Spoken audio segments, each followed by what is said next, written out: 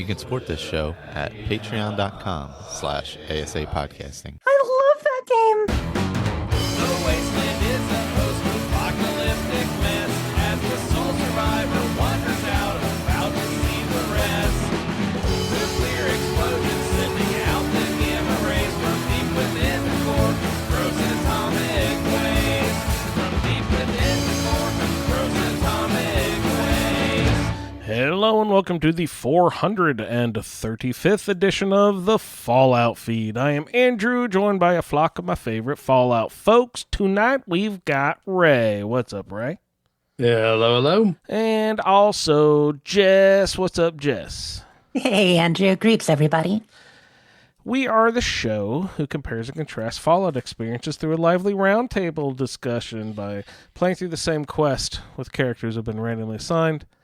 Randomly drastic attributes. That wasn't even written there. I don't know. I think I flubbed a couple of words. But hey, what's going on, everybody? Tonight on the show, right off the top, we'll get through our gameplay like we usually do. Little Atomic Shop chat from me. Also, I've prepared a game. I know I've been slacking, Jess. You were cracking the whip in the background, said, Andrew, make more games. So I made a nice new game called Unique Junk. I don't think we've played this one before. But I'll really put the screws to Ray and Jess with our game of Unique Junk. Got some iguana bits. Jess was saying there's no iguana bits, but it looks like she's got like 12 items here listed. That'll be good. And people are hitting Scorecation on the way out the door. And Jess also submitted a new category called Starbation. So we'll be giving some shout-outs on the way out. Hey, why don't we go ahead and kick off with our gameplay, Ray? Did you get a chance to play any video games this week? I have, and I actually played more than one video game this week. Which game was that? More than one. So playing Skyrim again. I've got my Legend of the Dragonborn character who is right now focused on getting all of the stones of Baron Zaya. So Steve from the book club had started a character, and he was sending us recordings. He has had to put that on hold for a little bit, but it got me going on the stones of Baron Zaya. So I've taken the ball and running with it. So I'm up to 21 of 24. Wow, he's not being forced to do it. He's actually doing it. That's it's noble. So that's been a lot of fun. And so last week I had tried to get my Roundtable character back up and running, but had run into a snag and it wouldn't load. And so finally this week I got it to go. So got her over to the Red Rocket, claimed it for the pack, and also, oddly enough, am able to build all of the Raider items that I wasn't able to build before. So not quite sure what I shook loose. But I did. I managed to get those to pop up now. Well, when you take over someone's settlement, you like to be able to put a stake out front with, a head on a post or something. No, definitely. The one thing is that so I tried to set up a supply line from that settlement to the Commonwealth so that I could fast travel and not have to take the tram every time. But it wouldn't let me. I even tried building a robot and, the whole 9 yards, but no go. So I said, okay, you're not any fun anymore. So I kicked her to the curb. And ran back to your fired spaceship. up a new profile in Vortex and started a character just for fun called the Lunatic. And in in Discord, our friend Lou said the Hoonatic. Oh, Lou. And so uh yeah, so it's a heavy gunner explosives character, uh just running around not worrying about whether I blow myself up or not, because I'm not on survival. No explosives indoors, Ray. There's a rule about that. So that's been a lot of fun running around. It's tricky at first. So the first heavy weapon that you get is, of course, the minigun. Um, uh, During the quest where you leave Preston and gang at the museum, and then you run over to the satellite array Olivia and take out Akak and get a bunch more. So now I've got enough to last me a good 5 minutes of gameplay. Isn't there a fat man up on the north side over there, but like the Yeah, in the junkyard, yeah, the robotics disposal yard. yeah, Yeah, I picked that up. Then made my way towards Diamond City and got a Hangman's Alley, and so then ran over to Backstreet Apparel and picked up a missile launcher, because there's a missile launcher in one of the concrete tubes on the back of the truck that the guy outside sits on, out front. And so grabbed that. So I'm getting my arsenal set up. So this character could actually use the broadsider, but I think eventually I'll focus on things that go boom. So it'll be either the Fat Man or the rocket launcher. So just out having a little fun, causing a little mayhem. I always had enough trouble just finding the cannonballs. What does that shoot? Bowling balls? What does that thing shoot? It's a fat man that does the bowling balls. Right. But so in the meantime, there's another heavy weapon that you can always find ammo for, and that's the junk jet. Oh, right. But it's a heavy gun. I did Dance's quest. Yeah, it's a heavy gun. Yeah. And so I did the dance quest and picked up the junk jet, and was shooting the synths with wrenches. And the great thing is, I didn't realize it because I'd never really spent a lot of time using the junk jet before. Sweet irony. The junk lays around on the floor after you kill everybody. So you can just go back and pick it all back up. Is it a 1-for-1 exchange? Like the item you actually see come out of your barrel is the item that you'll pick up later? Yeah. That's great. Yeah. Yeah, because it was full of wrenches and drinking glasses. Drinking glasses. Sounds like a good thing to launch. Yeah. Yeah, so hard to go wrong having fun with junk jet. So that's one of those crazy cool weapons. It's been around a while. Yeah. So this character was just to have fun with, since I had so little fun with my Roundtable character. Oh, yeah, right. A good palate cleanser. Just tooling around with a junk jet, destroying everything. That sounds like fun. Yeah. Yeah. So that was my Fallout 4 play. I did. I watched. Angry Turtle does some really weird things, and so one of the things he did, he discovered that that you can put a silencer on a minigun in Starfield, and so now Batosai is running around with a silenced minigun. Sneaking up on people and unloading on them without them realizing where it's coming from. So, does minigun mean the same thing in Starfield that does in Fallout? Yeah, I think they call it a microgun, but it's essentially the same thing. It's a Gatling gun. I've yet to pick one of those up. So, um, yeah. So that's been fun.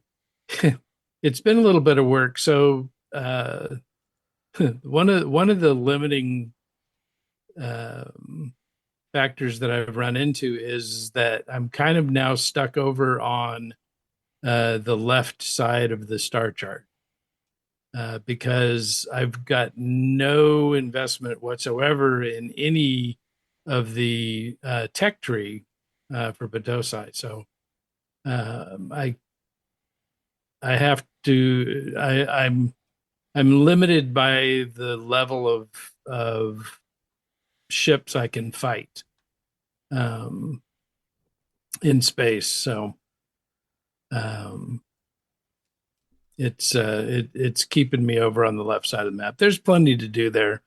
There's lots of facilities that you can land on planets and kill people to get your perks leveled up. Because that's what it's all about is just going around killing people. XP, XP, XP. So You mentioned you got the settlement over there in Nuka World, and I was just thinking that's one of the great tragedies of that whole DLC is that when you go to Far Harbor, you can get, Longfellow's cabin. You can get the campground, whatever thing with the Dalton Farm, you get that Dalton one Farm, pretty early yeah. too. You can just But nab all the of one those. in Nuka World into the game. Yeah, I don't know why they chose to do that, especially since the DLC they had just released previously not only let you have them right off the bat, they let you have 4, at least 3. How many were there? At least 3. No, there's a lot because there's also the All lumberyard. right, the lumberyard on the far side. Is there anything on the Yeah, south half? No, it's just the 3. It's just Captain Longnuts and Dalton and the Lumberyard, right? No, because there's Oh, and the Welcoming Center. the National Park Welcome Center. That And I thought uncle that guy. I thought there was something down in the Cranberry Bog. The Cranberry Bog. Um, I think you're mixing your metaphors. Which game are you playing? That's funny. That'll come up. Yeah, down at the south side of the island. No, Oh, you're in right. Southwest Harbor or on Cranberry Island? Cranberry I don't Island, think, yeah. I know there's an area there. I don't think you can build, but I might be misremembering. It's just been, yeah, I didn't really go down there this time. It's one of the hardest areas on the island, so I didn't really go down there much. Yeah, I swam past it a bunch, but never went inland. Yeah, we always think it's so noble not to do fast travel. Like, oh, I'm doing a non-fast travel playthrough this time. But, then we take Aqua Boy and avoid all the battle anyway. So it's basically like just wet fast travel almost. Yeah, it wasn't that fast. It's a not long way fast. around the island. A lot safer, though. Yeah, definitely a lot safer. We need rad sharks that we always have. Or those weird bottlenose fat dolphin things they have on the... Yeah, that are all dragged the up beach. on shore and on the back of boats and stuff. Yeah. But anyway, I was just mad that they don't give you any sort of settlement in Nuka World, any place to call home, really. Yeah, and I was equally disappointed that you actually have to assign it to one of the factions. So You do. it's like, That no, sucks. I want this for myself. Damn it!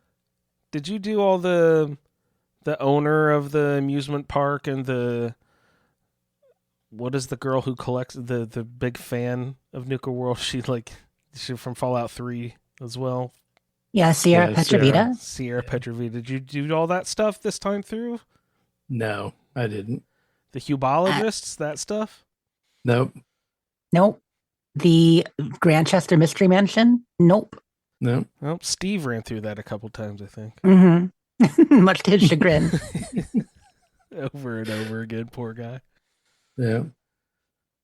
Yeah. So there's still a lot I can go back and do. Even, get the settlement, and I'm complaining that the DLC's over, but there's plenty more side quests to do. Yeah, definitely a lot to do, but it I just really don't want to have to take the tram ever again. Yeah, I could be fine with that. Well, Ray, you have a PC. You can probably console command yourself around like a genie, right? That's true. I could, yeah. And I'm sure eventually that would not catch up with you and give you crashes and whatnot, right? Yeah. But, you didn't do that at all during the survival run. So why do it now? Yeah. You've started a new character. It's not like you've never started a new character before. So, Yeah. Yeah. It's much easier to does that start a new weekly. character than it is to go to all the trouble of looking up location IDs and trying to console yourself around the map. But just have a place to squirrel all the stuff. I guess I used the 10 not I keep on saying, why am I saying 10 penny tower? That's the different game. Fizz Top Grill, that place. I used the tower there and just dumped all my stuff most of the round And table. so that's another thing that bugs me about Nuka World.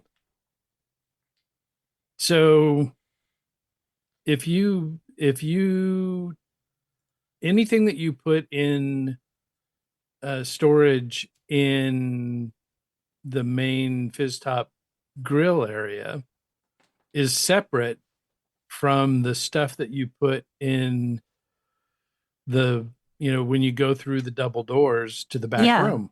yeah, I don't like the setup there. I do not like the setup of Fizz Top. You've got your bed and the separate storage, and then they've got their own storage. And yeah, after everything worked so smoothly at previous settlements, that one does not. Yeah, it's just so weird.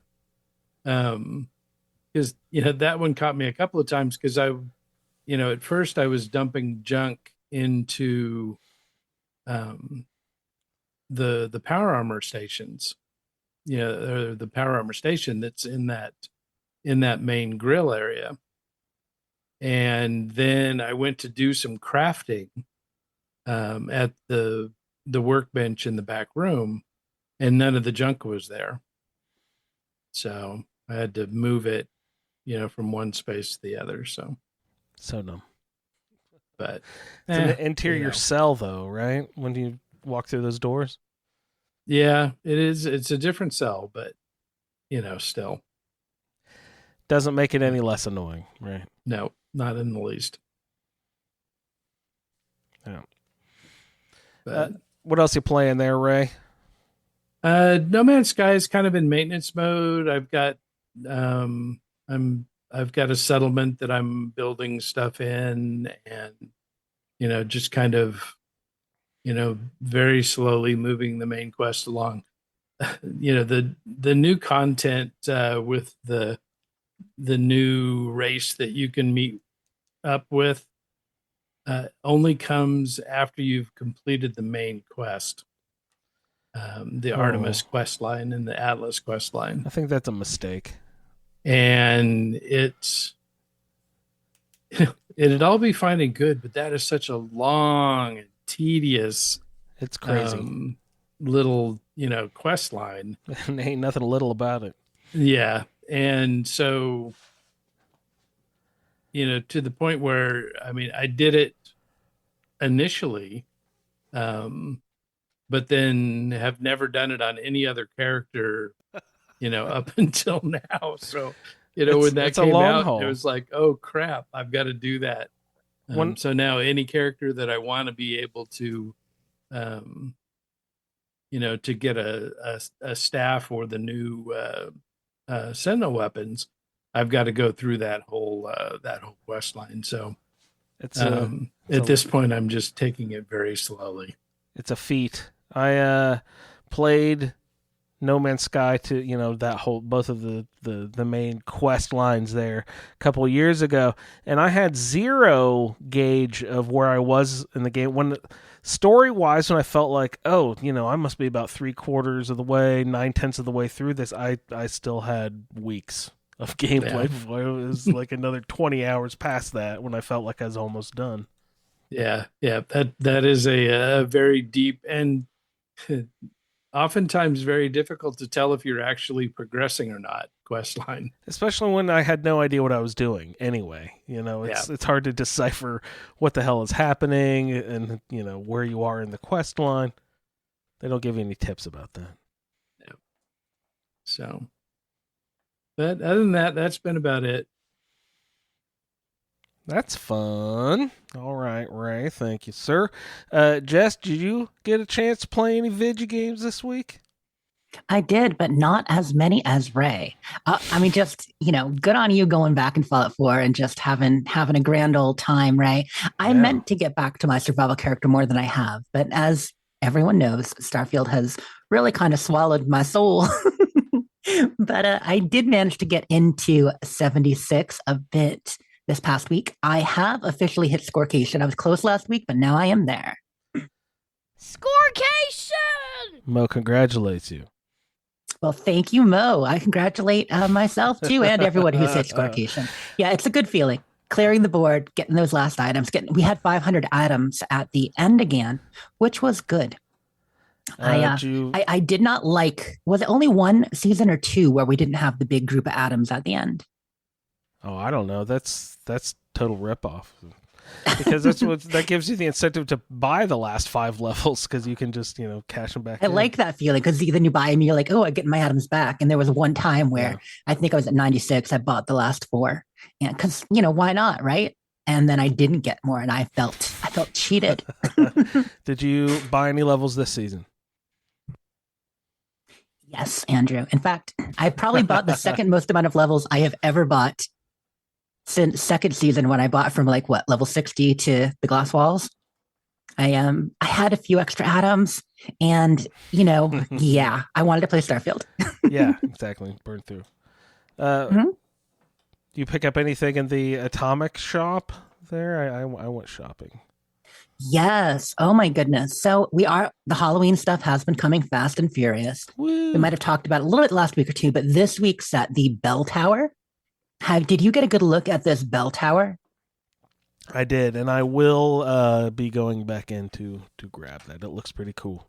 It's worth buying. So it's thinner. It's about the same height as the towers we've seen before, like the BOS tower and all that, but it's much thinner. It is like a proper bell tower. And it's got a cool winding staircase inside. It's kind of rickety looking. Yeah, and a big bell at top, of course. The footprint only looks a quarter as large as the those other established buildings. I think that's a good estimate. Maybe 50%, but yeah, it's definitely not as thick. And what's really cool is because, of course, every major build item has 2 states. It has the regular state and then the I've been destroyed state. And some items look even cooler when they're destroyed. You know what I mean?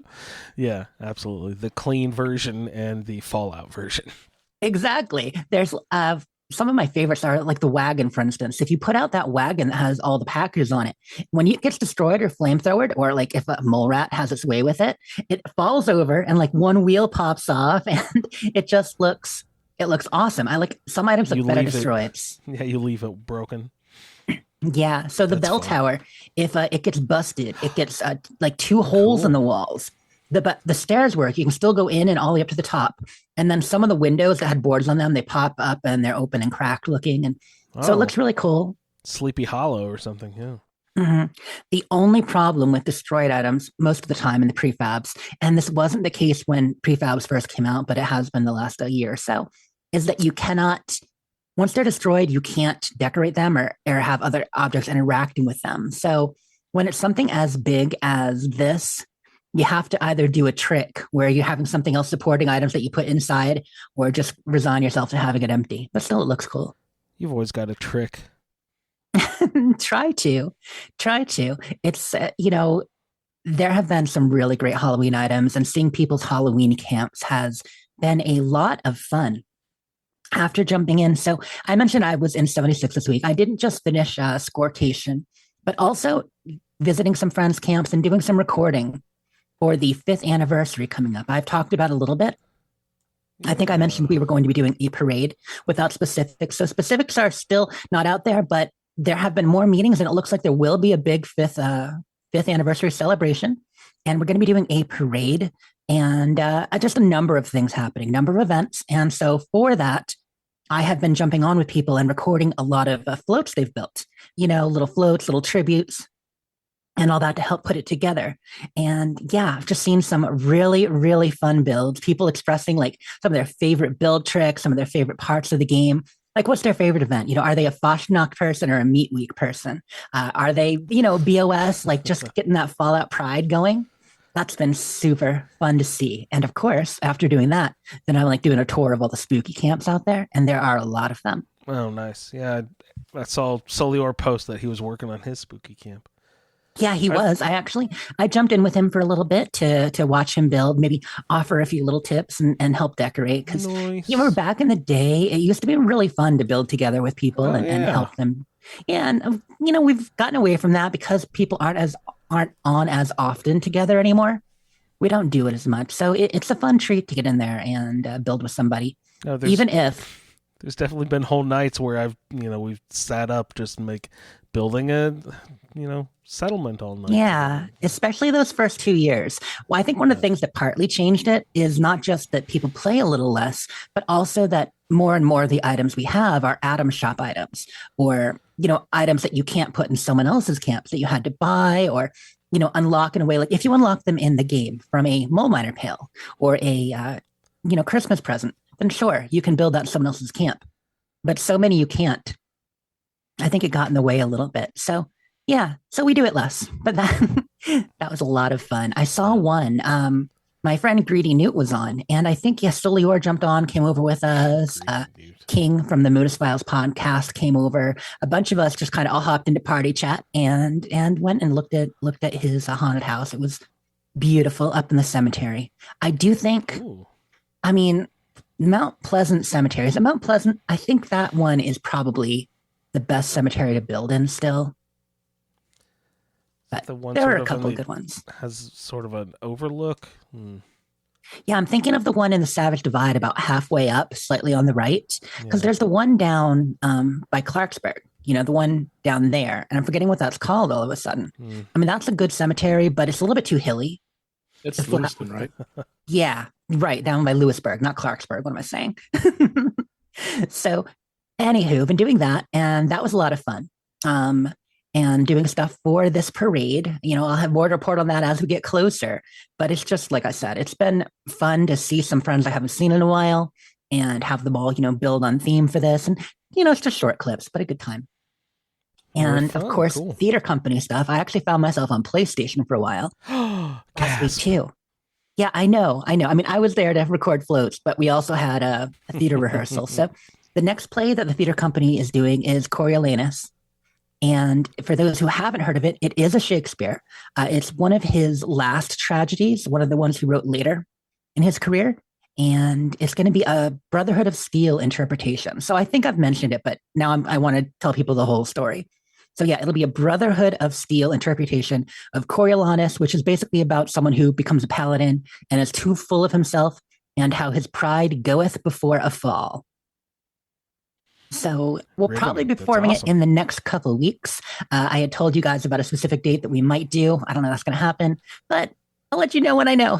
And this is the same group who did the Alice in Wonderland Yeah. with? Yep, Alice in Wonderland and all the sonnets and stuff that we did. I don't know if I realized this was PlayStation based. I don't know what to think about this. Yeah, so they actually started on PlayStation, which is why I didn't do a whole lot with them the first year. So they started off, I'm trying to remember what the first show they did was, because I wasn't really part of the group then.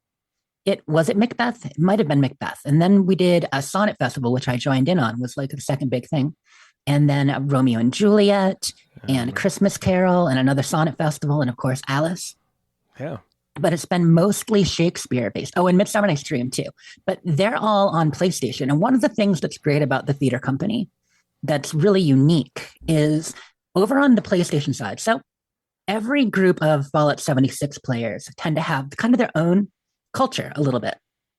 Each system, like, yeah, we're all playing the same game, but there are different things about the system, so like when you hear stories from Dwight, Jen, Will, and the crew running around and stuff with their group and other things, they might play a little differently and people interact a little differently. People use area chat and voice chat on PlayStation a lot more than more than we did at first, and definitely more than we have the last several years on Xbox. Yeah, And so hardly ever, when they right? exactly, yeah, everybody's either in party chat or has it off because I mean, I'm not going to say we have more annoying kids on Xbox, but for a while we might have. I haven't been tailed by any children recently. Remember when those kids would like, I don't know, you're more famous than me, so you probably have all these people following you around. Oh, look, it's Jess online. Remember, Niche like you Fallout had internet famous. someone like, oh, you are in the Fallout. Come on, you are. But I had a kid following me around for a couple weeks, and he was just like always trying to, say, hey, come chat, and just like, no, leave me alone. Yeah, they Probably do. have people Sometimes follow you all over the place. they get attached. You're nice to someone, and then they're, they're always there for a while or crashing no your offense, party chats it was and all fun that. that we did those couple events together, but come on. It's funny because it did lead to some really fun moments, though. Like especially early on, once again, that first year of the game. I remember I think I talked about this on the show, but one of my first events with an actual kid was I was building my camp, and someone up at the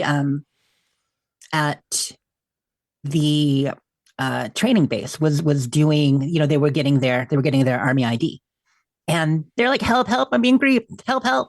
It's just like some little kid, and I go running up, and yeah, there's this other guy there griefing him, and like he's probably like level Lord. 13, the guy's probably like level 20, and I mean, obviously I'm not high level, but at the time I was 50, which was really high. It was back then. Or so they thought. Yeah. So, I chased off the griefer and then played with the kid and gave him some advice for a bit. And like little things like that. Or, oh my gosh, the people whistling and humming and singing early on, along with the radio too, who didn't know that everybody was hearing them. That was always fun. Enjoyable. Yeah. I don't know that. God, it's been probably years since I've done much of the area voice chat. Yeah, Ray. Yeah. I mean, on PC, I think people do area voice chat a little more on PC than they do on Xbox, but I think they just talk to each other in Discord, right? We always played on, with Discord because there was always the weird thing where, one person couldn't hear and one person couldn't talk. And, so it was just easier to just all join in Discord. Yeah. That's why we did Xbox parties. Same sort of stuff. So, but yeah, there's a fair number of people, like at events and stuff like that. There was always somebody, playing music or, saying stupid stuff. And I definitely found it more like that over there. And so it was unique for me going over from Xbox. But I say all that to say this. The theater company started on PlayStation partly because of that different culture, in that when Northern Harvest, the leader of the theater company, was first building his theater camps and, setting up people like to perform Les Mis with mannequins or cutouts, setting up kind of a reenactment of Phantom with all cutouts, people could stop by and start commenting on it. They'd be talking. And then they said, well, why don't we do a play? And they were able to do it there live in area chat before they were ever like doing anything official or like making a big deal of it. I was like, hey, let's rehearse and try to do a play. And people would come by and they would stay. And it's just a slightly different, like a little slightly more organic culture on PlayStation that way. I mean, we've done lots of organic stuff on Xbox, but a lot of it has more to do with events, dropping some great loot for each other, running around and killing a bunch of creatures together, like as opposed to, just chatting in area chat. Killing big shit.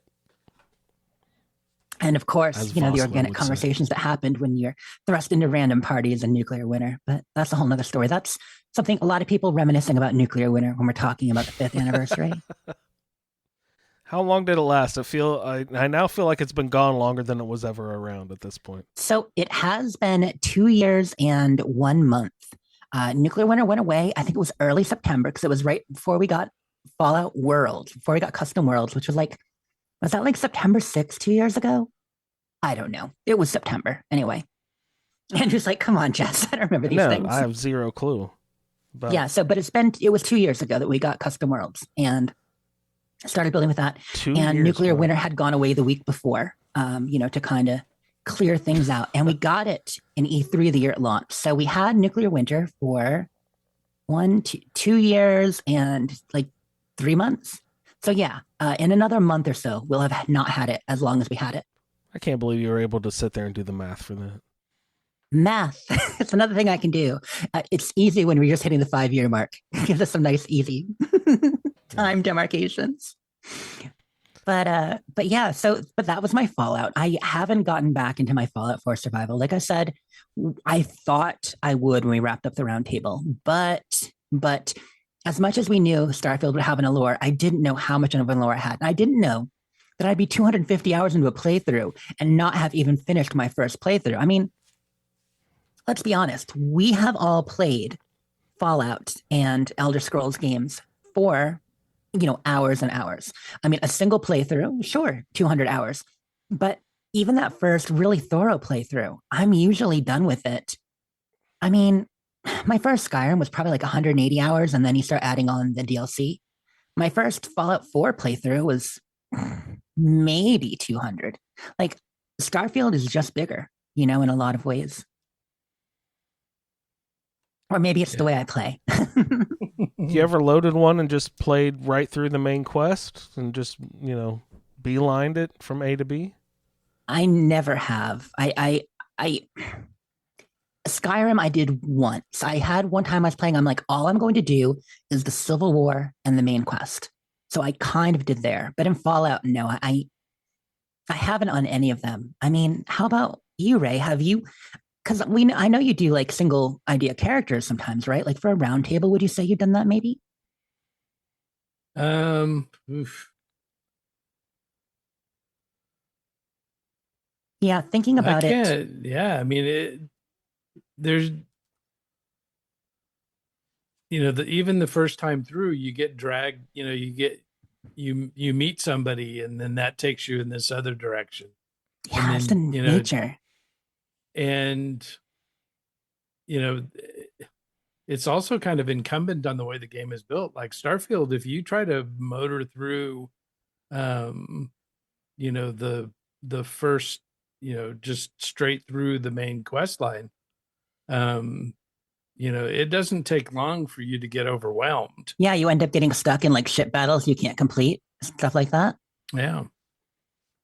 Yeah. So, I mean, and we're teasing obviously Andrew a little bit, but technically, I guess for the round table I have, because like when we first played, when I don't remember if Ron or Atticus was my main quest 76 for our second time we did the main quest only. But for that version, I mean, technically on that roundtable character, I just did the main quest. But for every Fallout 3 roundtable or the New Vegas roundtable, like even there, we just explored the whole game when we could. You know what I mean? Like towards the end, Fallout 3, for instance, I might have rushed mostly the main quest from about around, after Tranquility Lane. I think, I pretty quickly in succession did a little lamplight and, up through the vault and to the end. But yeah, that's just not how I play, where sometimes you like to get the main quest out of the way first and then explore. I was trying to think of the first time I played Fallout 4 was like, I can't even remember if I spent a lot of time doing side quests or not. I know Skyrim, I just didn't understand. Since it was my first Bethesda game, I didn't really understand the quest structure and that, it was a lot of just wandering around aimlessly trying to figure out what the hell was going on. I'd never played a Bethesda-style game before.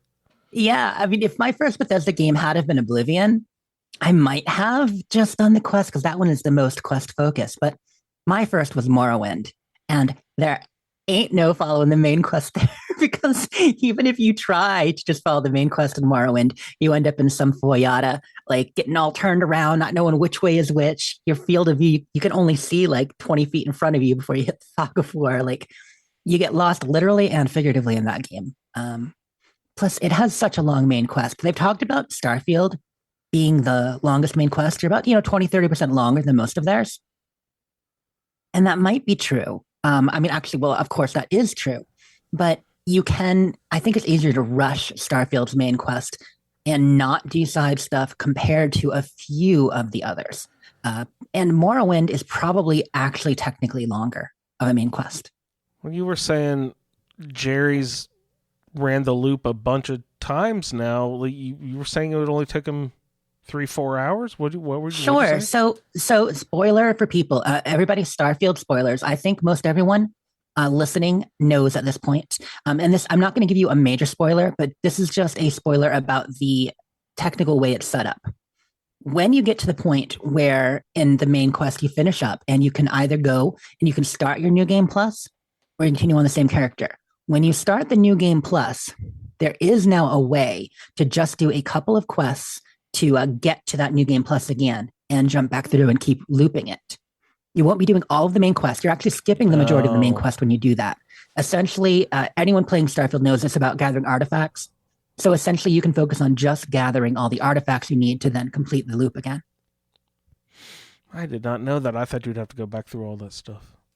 Yeah, no, that's why some people keep running it over and over again, because the idea of New Game Plus is that you get there's a bit of a randomization aspect and like a 15% chance of getting a very unusual world.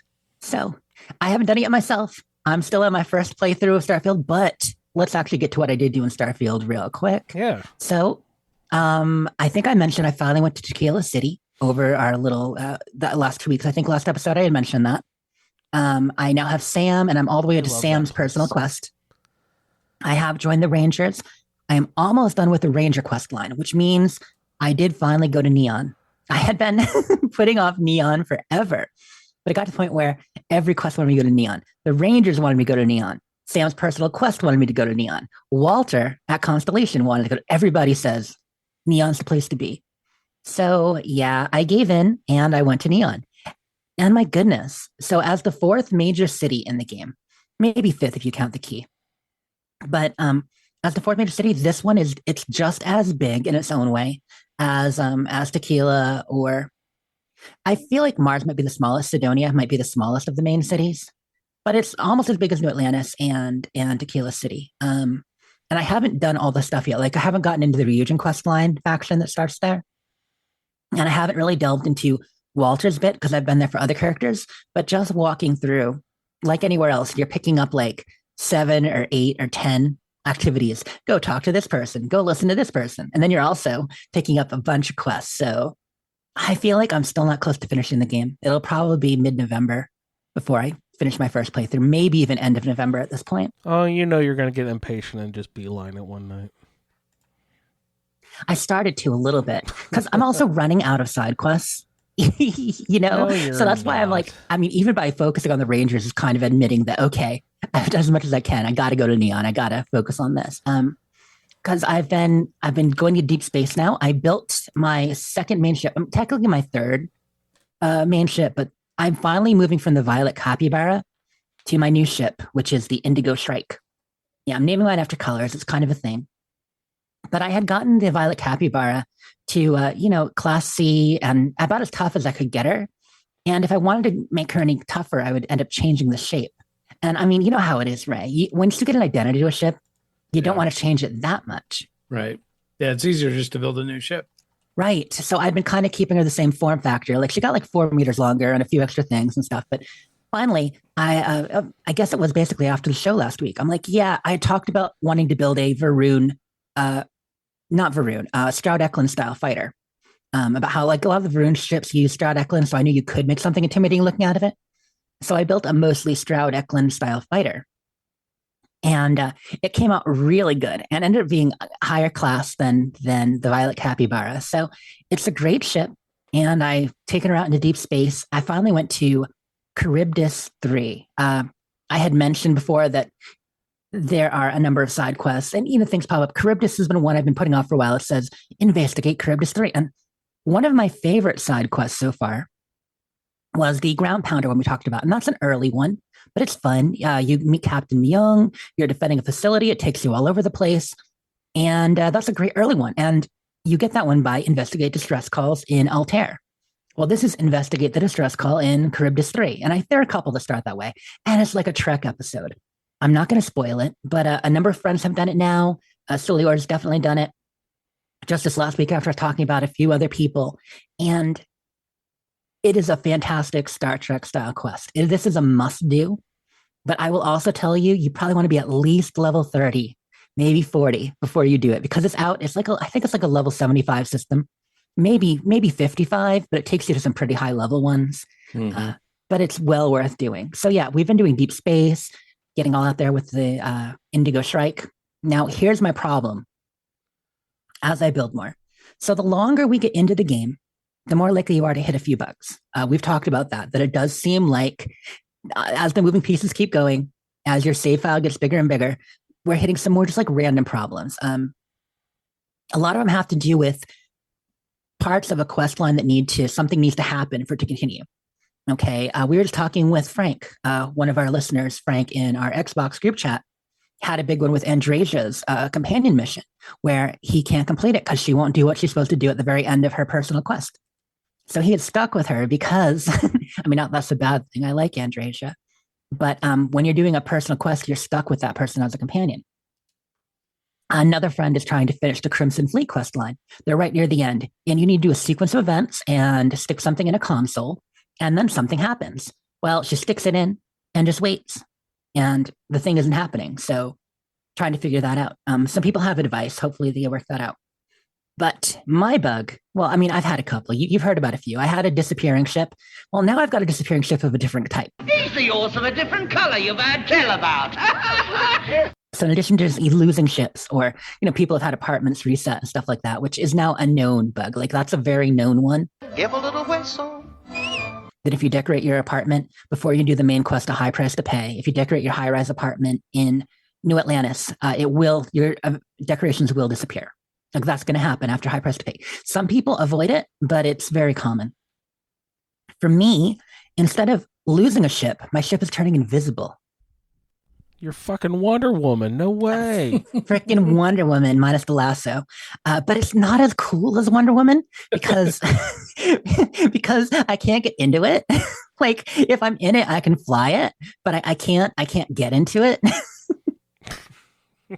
Shoot. So can you fast travel to it? Yeah, I was gonna say, can you? I can fast travel to it, and then when I do, I end up inside of the landing pad. So it first happened to me on my personal. You know how you get your own shipbuilder landing pad in your outpost. Mm-hmm. So I was doing some customization, and my ship disappeared. But the blue marker for my ship telling me my next quest was inside the landing pad. Like that's weird. So I did. I fast traveled to it, and yeah, I was stuck. I was stuck in the landing pad. I couldn't move. So I reset, and this is after 2 hours of shipbuilding, by the way, or at least an hour and a half. I reset, I loaded, I went and did my ship again.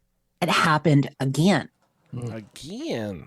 So that night I lost a couple hours and I was very frustrated. And this is back. So I finished the Indigo Strike. I'm sorry. I'm going to keep mixing up them. Indigo is slightly different than Violet, a little darker. So I said, what's happening? I finished it and I have been tweaking it little by little, but there have been like 3 nights this week where when I went to work on my ship, like I tried it at the Stroud Eklund Star Yard and the Demos Star Yard, like in space, it happened again. And I lost everything I was doing. So I've gotten to the point where I'm only adjusting small amounts of my ship before I saved it. So I could only tweak a few little things, save it. Is it still there? Okay, we're good. But it happened a couple times. Well, it happened again on Mars. And I finally figured out what it is. If I change out the landing bay, if the landing bay changes, my ship disappears. As long as I don't touch the landing bay, I'm fine. That's bizarre. Yeah, so it's a danger zone. What happened was the original landing bay that was on the ship was, I don't remember. It was probably a Nova Galactic one. I changed it for the Hope one. And I don't like the Hope Tech landing bay because it's big and it's red and it's too large. It's like when I'm looking at my cool ass fighter ship, it's got this big hole in it. Anyway, I didn't like it. So, but I can't change it now. So if I had to switch to something else, probably would have been fine. But once you put that Hope Tech landing bay in there, you're stuck with it. I don't know if that happens to everybody, but it's definitely happening to me. So just a word of warning. Yeah. So my gameplay this week though, so it's funny because I only got to Starfield really late most nights this week. Over the weekend, I did a bunch of stuff like working on the ship, doing the Charybdis mission, but I haven't been getting into Starfield till like 2 a.m. after doing this recording and Fallout 76 and other stuff. And I've fallen asleep trying to play Starfield like 3 nights this week.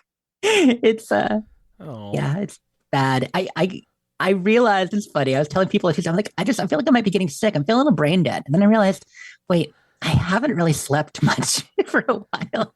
Ray usually reminds me, he's like, just make sure you sleep. Like, I'm and only I getting hadn't 3 been. hours of So sleep. I got a good night's sleep and I was feeling better. But even so, I'm getting in there 2 a.m. I'm playing for an hour or two. And then like I'm having this invisible ship bug. And so I'm in the shipbuilder and I drift off in the shipbuilder or I'm like, I'm getting too sleepy. I'm not productive. I should stop and save the game. So I do that and I quit and I save. And then I fall asleep on the Xbox dashboard anyway because it's too late. Your couch is too comfy. It's too comfy. You got a pug in your lap, a controller in your hand, a lot of blanket. It's that time of year too. I turned the heat on a week and a half ago. So I got blankets. I'm cozy. It's Ugh. just so nice. Tori tried to turn the heat on today. I slapped her hand away from that thermostat. Well, you'll be proud. Well, I mean, you'll be annoyed. Listeners, if you don't know, Andrew keeps his house around 62 or less. Yeah, the 62 is when the heat is on, when people are up and around moving today. At nighttime, we turn it down, So I have mine at 66, which is much cooler than a lot of people, but too warm for Andrew. No, I'm sweating at 66. Yeah. Andrew would die at my house. Are you one of those 70 people? 72? Uh-huh. Nice. Yeah, chat there. We got Matt in chat saying 70 degrees. Yeah. Yeah. It's 70 is the coldest it ever is in the house. So It is nice. I find as I'm getting older, like I like to heat up a little bit more. Like God. I used to be I had it set on rotation. So it would be 64 for sleeping and like 67 during the day at peak, and do the running thing. But now, once I get into real winter, I am putting up 68, 69. It's, yeah.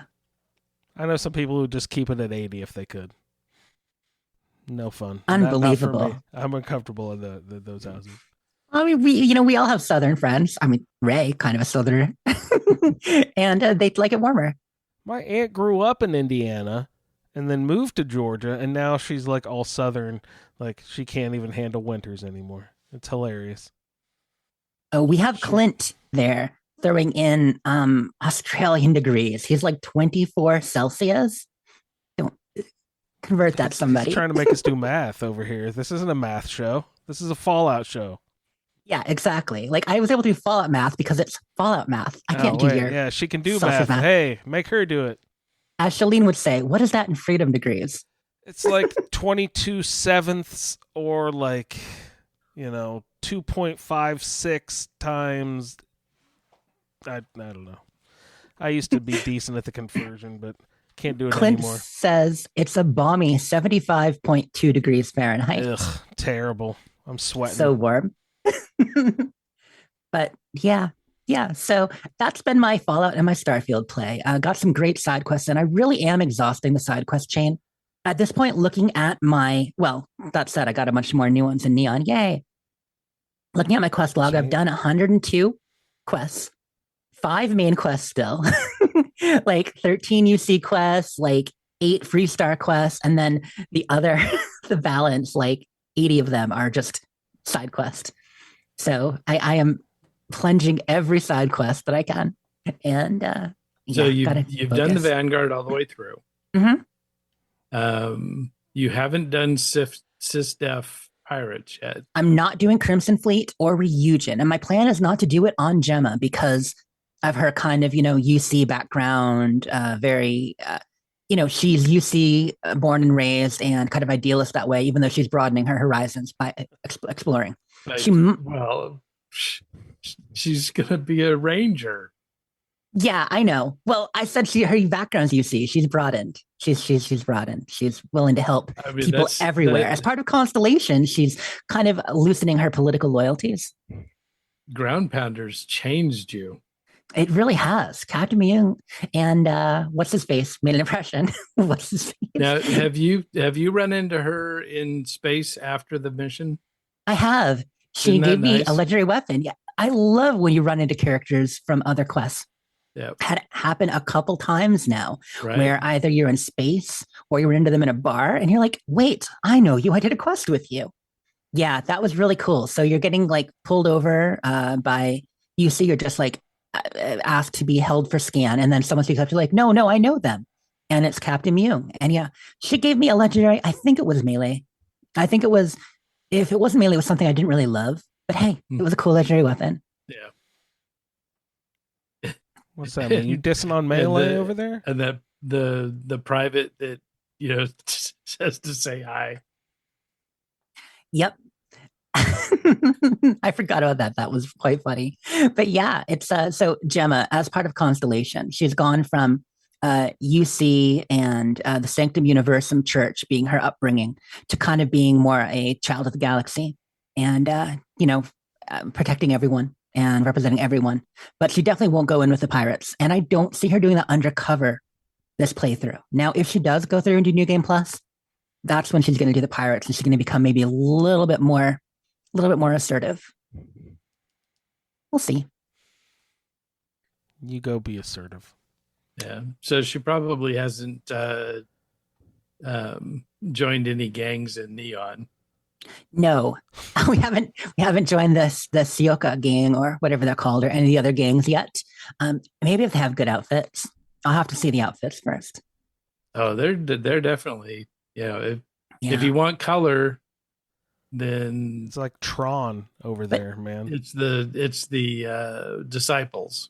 Okay. Oh yeah. So I did meet the gang. So there is a gang in Madame Savage's place who are they're on the strikers. Yeah, the strikers are on the outs because the disciples have been claiming their territory. But the disciples are kind of wild, right? They're like a bit crazy, and supposedly the strikers are a little better. At least that's what they're telling me.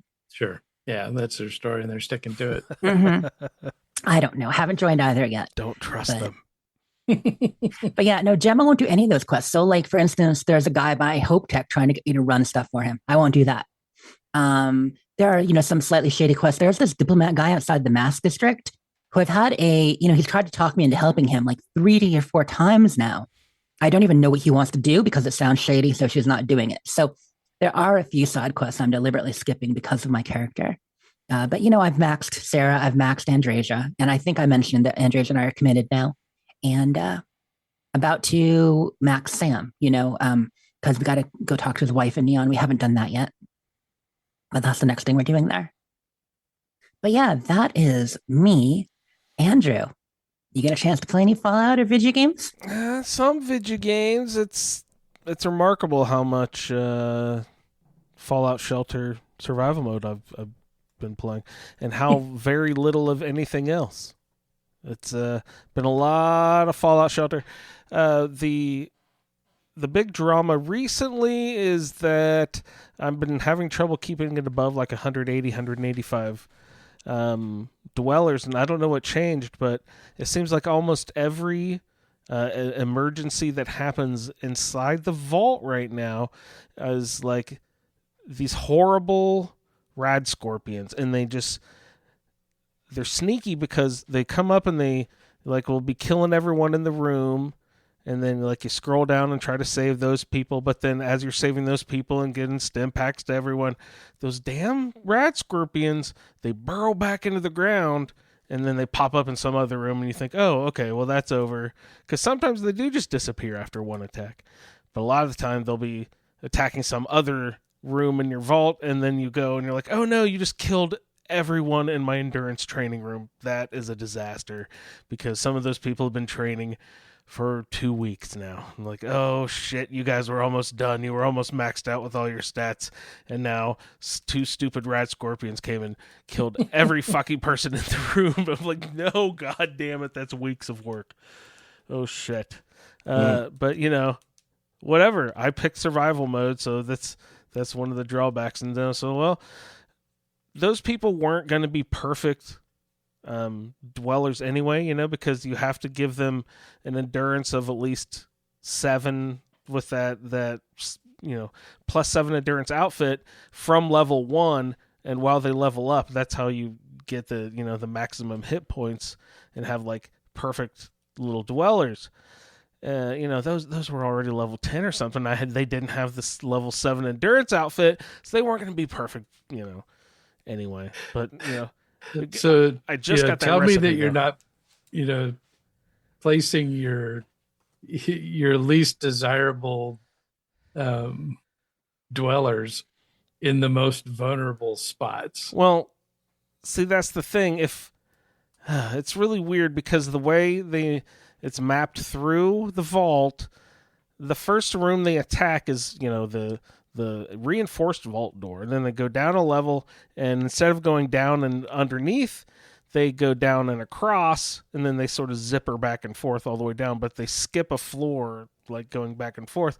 So the first room they always hit is the strength training room. So those people just get devoured. So I've learned that if I want the people to be like the best defended or whatever that they can be to survive because they do get killed a lot in that room, especially when the death claws try to come through.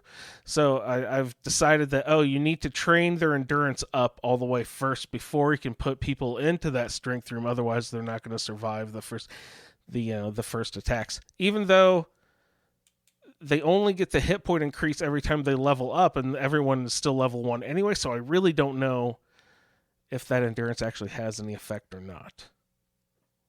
I don't know. But Nice little social experiment. Oh God, just got to train everyone on endurance. I think that's the key. But I just got that level 7 endurance outfit recipe, and I threw one together, and I'm like, all right, let's go. Let's start making them, everyone. And then I looked at the time. It was like 8 days. I'm like, holy shit. It still won't be ready by next show, I don't think. That's incredible how long it takes. Just yeah, for in fact, it one. happens in real time. I mean, but Andrew, if you give in and you spend some quantum. Well, no, quantum is spent solely on training people. I always do, if I save up 50 of those quantum, they'll go to training 2 people all the way up in one category. It's amazing how expensive it gets. Training those people up with your quantum. But yeah, there were in games past, Jess, I finished Starfield with 20 extra unused levels. You know how I love to unuse things. I used to play Shelter and not spend those quantums, but playing survival mode, I found that I absolutely have to spend them. As soon as they come in, they're getting spent.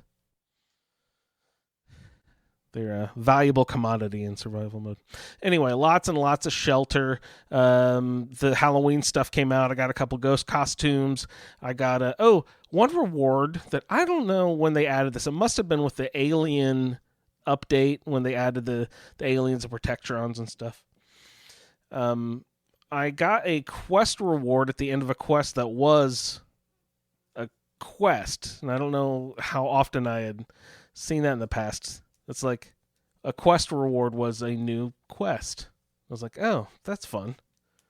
And a good way to add new quests to the game because they're Dog, so congrats few. on finishing a quest. Here's a quest. Yeah, no, it actually is great because that's how you get all your stuff, right? It's by going out on quests. Mm-hmm. Yeah, so lots and lots of Shelter. Still having lots of fun with that. I did play a little bit of Starfield, a little bit, but I loaded in, and it had been so long, I said last week it had been 2 weeks or whatever since I'd actually played any Starfield. I loaded it up, and I forgot, oh yeah, you did the whole Starborn thing. And then I was running around, I'm like, wait a second, where's all my stuff? What happened here? I don't have my cool melee weapon anymore.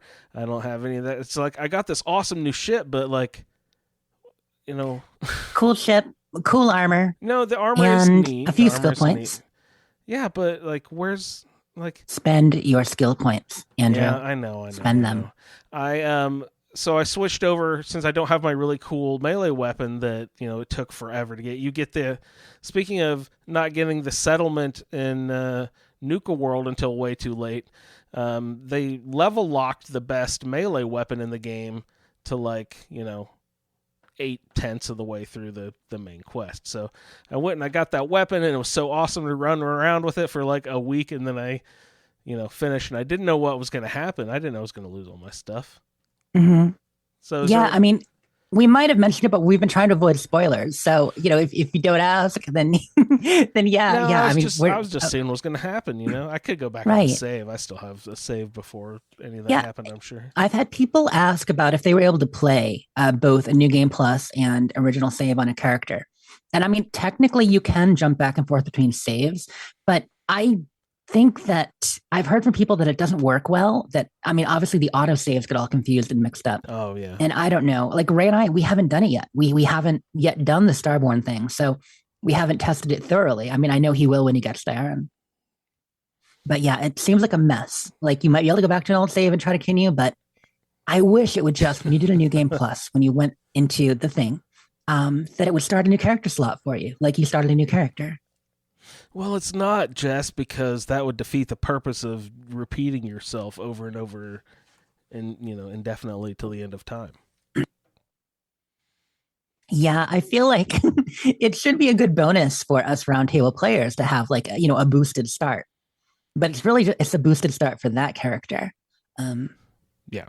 But there are so many skills. I mean, we talked about it. I don't remember the exact amount, but it's like 382 levels to get all of them, or whatever the math was. This is a very math heavy episode. Does Nino have them all yet? No, not even close. But he is up. I think did he say he's in his 60s now or 75? I think he said he expected to finish the game around 75, but he hasn't done Starborn yet either. We do have a couple of so we're deciding what to call them. We're going to shout out our Starborn friends as they get there. Mm-hmm. Might have said Starvation.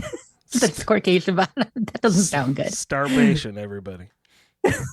But we got a few of them to shout out. Do you want to do those now or at the end? It is a single player game. I didn't mean to interrupt your gameplay, but I mean, considering that you're one of our first Starbaters, let's go in and do it. Starvationers, yes, like a probationer, exactly. Okay. And I came over prepared. I brought, and you guys decide. Let's maybe we can swap back and forth. But I made 2 Starbation sound drops here. So, do you guys prefer this Starbation? Or this Starbation? There's a starman waiting in the sky. It's basically the same loop, but I just halved one, But I thought this sounded cool. I like it. Give him a little strike. You starbaited all. Starcation. You starbaited all over yourself. Is that how that works? Okay. Lee does mention he couldn't hear the first one. Being music without any words, it may not come through immediately for people on Discord. Oh, geez. But it will definitely come through on the recording. Like we're catering to those people. Thank you for listening live, everyone. We had a large crowd tonight, over 10 people for a while. The Peanut Gallery. All right. No, seriously though, gameplay. Yeah, just a lot of shelter. What I do in Starfield. Yeah, where's my stuff? I decided, I'm going to be like Jess. I'm going to start doing side quests. This is a Bethesda game after all. Let's go.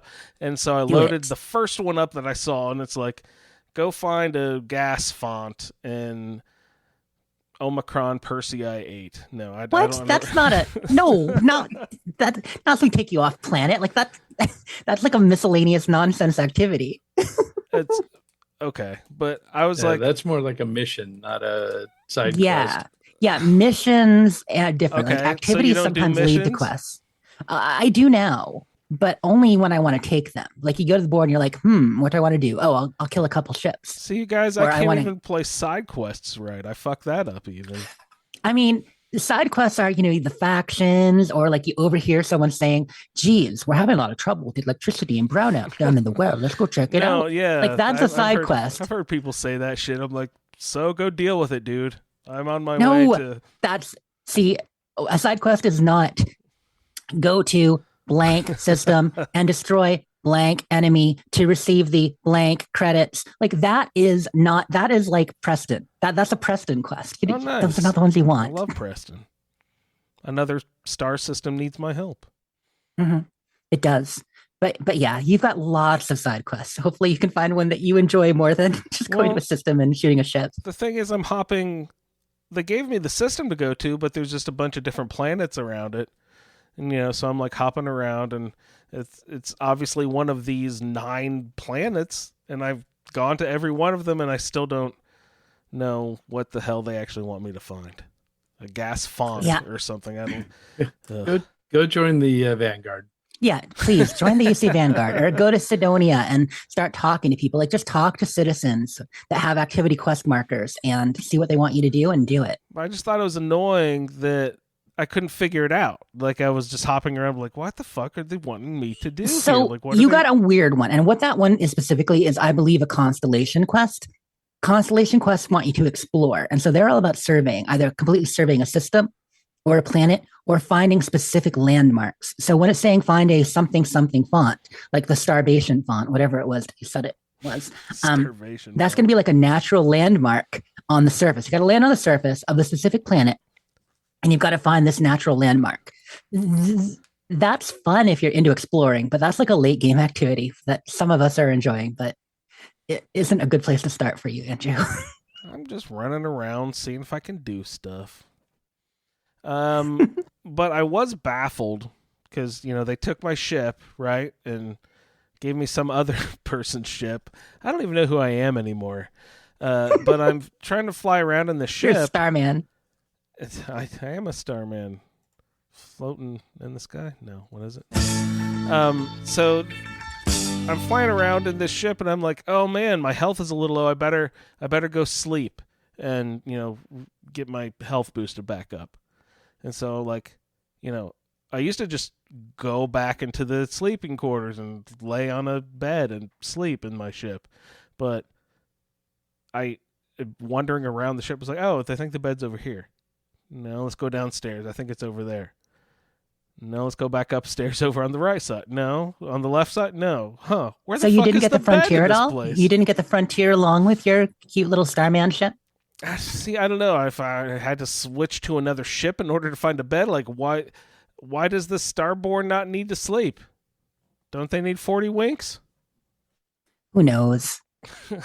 Or maybe they I'm just hover. You've already won the game. You don't need the XP. Really, they're like Yeah. Mort. Just pop a med pack. Mm-hmm. Yeah, actually, I got like too many of them sitting around. Go to the lodge and sleep. Oh, Green Dragon has a great idea. So for a side quest, he recommends, Jason in chat says, talk with a scientist by the tree in New Atlantis. That's a great side quest chain. Although, it's a little bit fetch questy, but it has like 4 or 5 parts and it builds over time. It's not a bad one. So should I do all of this with the new Starborn guy, or actually go back to a couple of saves on the What old do you character? want to do? Do you want to pretend you never became Starborn and just keep playing your character you had? Well, Because if that's what you want, you can do it. I don't think you can put the toothpaste back in the tube in this case. You know what I mean? Like, I think you can go back to an old save I don't know. and do that.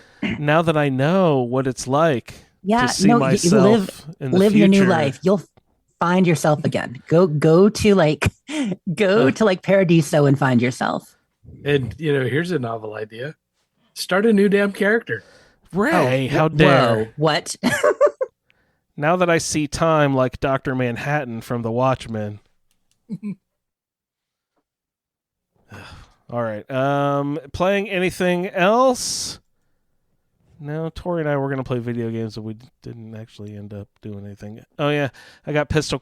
Here because I'm trying the pistol build now that they took away all my cool weapons. So I'm trying to do the gun thing. I really wish there was VATS. Yeah. Yeah, pistols are good, though. Once you get used to them, I think you'll find. But start a new character or just treat this character like a new character that already has some bonus perks because you've assigned some skills. Yeah, maybe I should start a new one. Sort of slow down and go do side quest on the way up. Probably sounds like a plan. When you get that Starfield roundtable together, Jess? We're getting closer, right? Ray and I maybe need to finish the game first. That might be good. Do you though? Will we? That's true. He never does. Totally unnecessary. Yeah. All right. So that was kind of my gameplay there. We had some feedback from our good buddy Eric, who I think He might actually be around Indianapolis this weekend. I think that was this weekend. We have to touch base with him, see what he's up to, because I think he might be in town. But he was taking us up on our request from last week when I was saying, hey, send us your feedback. Doesn't matter if you're actually playing Fallout or just tell us what you're up to, do. So Eric wrote us in with a little bit of feedback of what he's been up to. Hello, fellow Spacelanders. Wastelanders. Spacelanders. God, I kind of forget what show it is that I'm sending this. And there was much rejoicing. Anyway, Eric, a.k.a. Suliore here, and Andrew, you said you missed the sound of our voices. Do you really mean that? Do you really miss my long-winded feedbacks? I don't know. Anyway, well, since you asked so of nicely, course. I can give you an update on what I've been doing since the Roundtable wrapped up. So, Starfield, yeah, that's mostly it.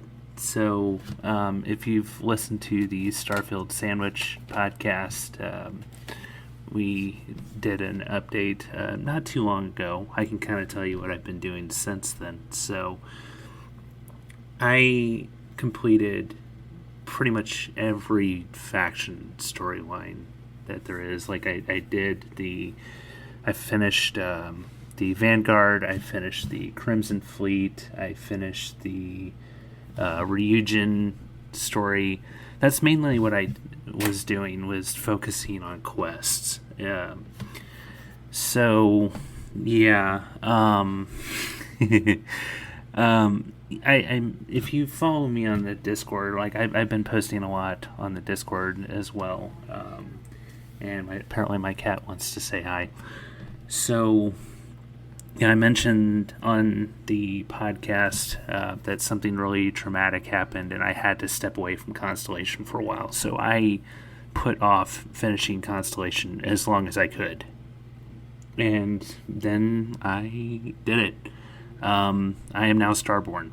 So, since going Starborn, I've mainly been focusing on exploration. So, going around, seeing sights, seeing the planets, found some pretty cool quests that you wouldn't have found otherwise. That's one of the things I just absolutely love about Bethesda games, is that they reward exploration. You've got to get your ass out there and just see what they could possibly hide in some random corner of the world, or in this case, universe, multiverse. I don't know. But yeah, I've been loving Starfield so much, and I'm 100% addicted to it as well. Other than Starfield, let's see. I sometimes join Charo's Sunday night streams with Redfall.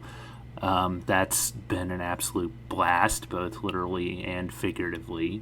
Yes, it has. And the Boom Crew. That's always a great time. So, let's see. Also, this time of year, I love playing the Ghostbusters game, and that is now currently on sale. If you know me, I've been a lifelong Ghostbusters fan. And up until Afterlife came out, that was really the only sequel we had to Ghostbusters 2, and I still say that it's the proper final appearance of Harold Ramis as Egon. And I love that game, so I'm going to be playing that here when I'm not playing Starfield. And Fallout, yes, got to mention Fallout on a supposedly Fallout show. So I have been on vacation supposedly, for a while. The allegations. Been doing a whole lot other than working on a spooky camp. So you might sometimes see me toward the end of Kaiju Kitten's Wednesday night 76 streams.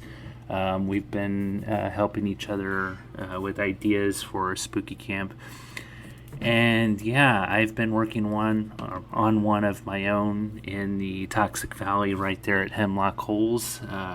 Been putting some time in it here and there, and just recently somebody was nice enough to come help me with it, give me some ideas, and just help building, and that was so greatly appreciated and a hell of a lot of fun. So always love working and hanging out with that person, and hopefully we can do it again soon. So anyway, that's really about it. So until next time, I'll see you wherever the hell it is, whether it's the wasteland or spaceland, whatever. And yeah, love you guys. Spaceland. I don't know. Awesome, Eric. Thank you for the feedback, sir. Yeah, fun to hear what he's been up to. Of course, I'm aware of some of it because he's been spending more time on Twitch with some of my various friends and crew, like to talk about joining them for streams. And he's joined us a couple times on Sunday night Redfall nights. And he likes blowing stuff up a lot too. So we've been having fun. We're the boom crew. We just have to avoid exploding barrels and vehicles on our friends. That's no good. They don't like it. They love it. Splash the damage. worst. We once caused a team wipe by exploding too much. That was very embarrassing. Getting too fun at the White Spring, right? Yeah. Oh, exactly. It's a lot like the White Spring and blowing up cars for sure. Oh, also, Andrew. Okay. What? Here's what we can do. So I love the Starman drops, but Yes. what about, remember in the last Starfighter when he's told, you are the last Starfighter? That would be pretty cool too. We'll just gather all of the pop culture star references and make a billion different drops. Have a different one every week. How about that? Yeah, exactly. We'll mix it up. We'll find something, as we go and more of you on your new characters become Starborn. Starboard. Starboard. Billions and billions of stars. Yeah, you go and you collect all these powers through the whole game. I didn't use one of them once. They become effective, I'm told, after you do multiple loops and start leveling them up. But yeah, the only one I use is my fresh air. I didn't even try. Like I you can play the game without using them at all, pretty much, I think. Try accidentally levitating people in town. No, I did. Really don't like it. That's the one time I did, and everyone got mad. And I was like, okay, reload. I want to be able to come back to this city eventually. Yeah, you can shout them off cliffs. Like Lydia, there is a shout. Like there are some cool powers, but Well, I didn't know if how long would it take them to refresh their attitude towards you? Is it like Skyrim, where if you go back to River Run, is that what it's called? No, not River Run. What? Riverwood. River Run's like a Game of Thrones. you're like whitewater rafting out there. Yeah. But if you kill a chicken and leave town and come back, they're still going to be pissed at you 2 weeks later. Is Starfield like that? Like if you accidentally levitate the people then run away and then come back, would they still be pissed off at you 10 in-game days? It depends why. I don't think for that probably. And if they do get angry at you for no reason, you can often sleep it off and they'll reset. Except for I don't have a fucking bed on my ship. Mm-hmm. Mm-hmm. Yeah, but I mean, Stupid. if they're mad at you because you've got such a high bounty that they attack on sight, you're not going to forget that one unless you clear your bounty. In which case, whoop, wiped. Well, and I think I said last week or a couple weeks ago, I accidentally turned myself in. The cops are standing right there. I have bounties, but they weren't doing anything. They weren't going to catch me, flag me down, arrest me, or anything like that. But then, I went up and talked to one of them just because I thought it was strange that they weren't, harassing me. And then they're like, oh, I see you have a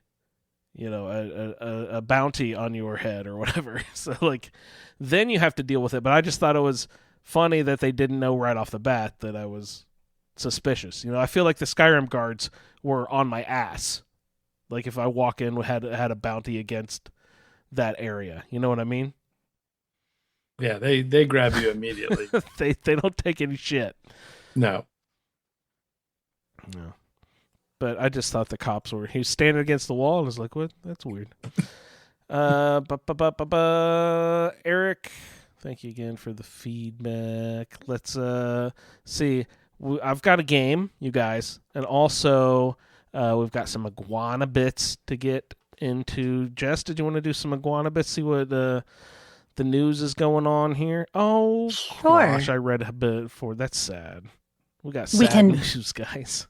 I mean, yeah, kind of. But, we wish people well. So let's start out with the big exciting reveal this week. So it had been announced a little while back that there were going to be a number of new Magic the Gathering sets, that they were doing new cards. Well, one of the sets was going to be Fallout, and there was a big stream earlier this week actually revealing the cards. And the sets are awesome. So here are just the kind of things to know. It is a big collaboration with original art between Magic the Gathering and Bethesda for the Fallout franchise. They're doing 4 commander decks. Now, I'm not a big Magic the Gathering player, so I don't totally understand the different kind of decks. But essentially, I think they're like, how you can have classic Magic, you can have, different mana-based decks with like an earth-based or swamp or mud. I mean, I don't know. I don't know Magic. Probably there aren't any mud cards, but you know what I'm saying. So anyway, for this one, the decks are Scrappy Survivors, Science, Hail Kaiser, and Mutant Menace. And so they're going to be scavenging, energy weapons, raiders, and mutated creatures. Going to be the thing. And they've got art, they've got lands, they've got saga cards, some really cool Pip-Boy cards. The art on this is awesome. And a lot of new original art just for the cards. A lot of returning characters, NPCs, and references. I've seen, it's funny, people have been posting pictures of a lot of them. They shared a lot, and I haven't even flipped through all of them yet. But yeah, it looks really great. As far as when it's going to be released, and obviously you can look it up to see more. We can share some pics in the Discord, or I believe someone already shared in our Facebook group some of the pictures of the game. But it's coming out, I believe it's March. I'm looking for the exact date. Yeah, March 2024. So look for that. That's going to be cool. Ray or Andrew, have you ever played Magic? Not at all. No, I was just about to ask if you guys had played much. Jess, you sort of implied that you've played some. I'm more into Pokemon, but I've certainly played my fair hands of Magic. I played a bit, more in the like mid 2000s when it was kind of classic but at its peak, and like you could go to the coffee shop and everybody was playing. Well, I know things happen way cooler out on the coasts, but we still do that on a Saturday. That's a hip Saturday night in Noblesville. Our game store downtown, they've got tables set up in the back like game shops do, and it's just packed Saturday night. It's the place to be. It is fun. I have friends who are super into it, and they'll do tournaments, and they do, there are special kinds of tournaments. There are tournaments where you have to get, all booster packs and like create a deck on the fly. There are theme tournaments where you can only get from this generation of cards because at this point there have been, many and many. Oh, I'm sure. Yeah. Generations. In chat, Matt mentions that he bought some of the Lord of the Rings Magic packs just for fun. That they did Lord of the Rings theme packs. He said it's cool, but no idea how to play yet. And Cosmo mentioned when you mentioned spending money on Shelter or games in general, I was thinking of Magic. I heard that game can eat money.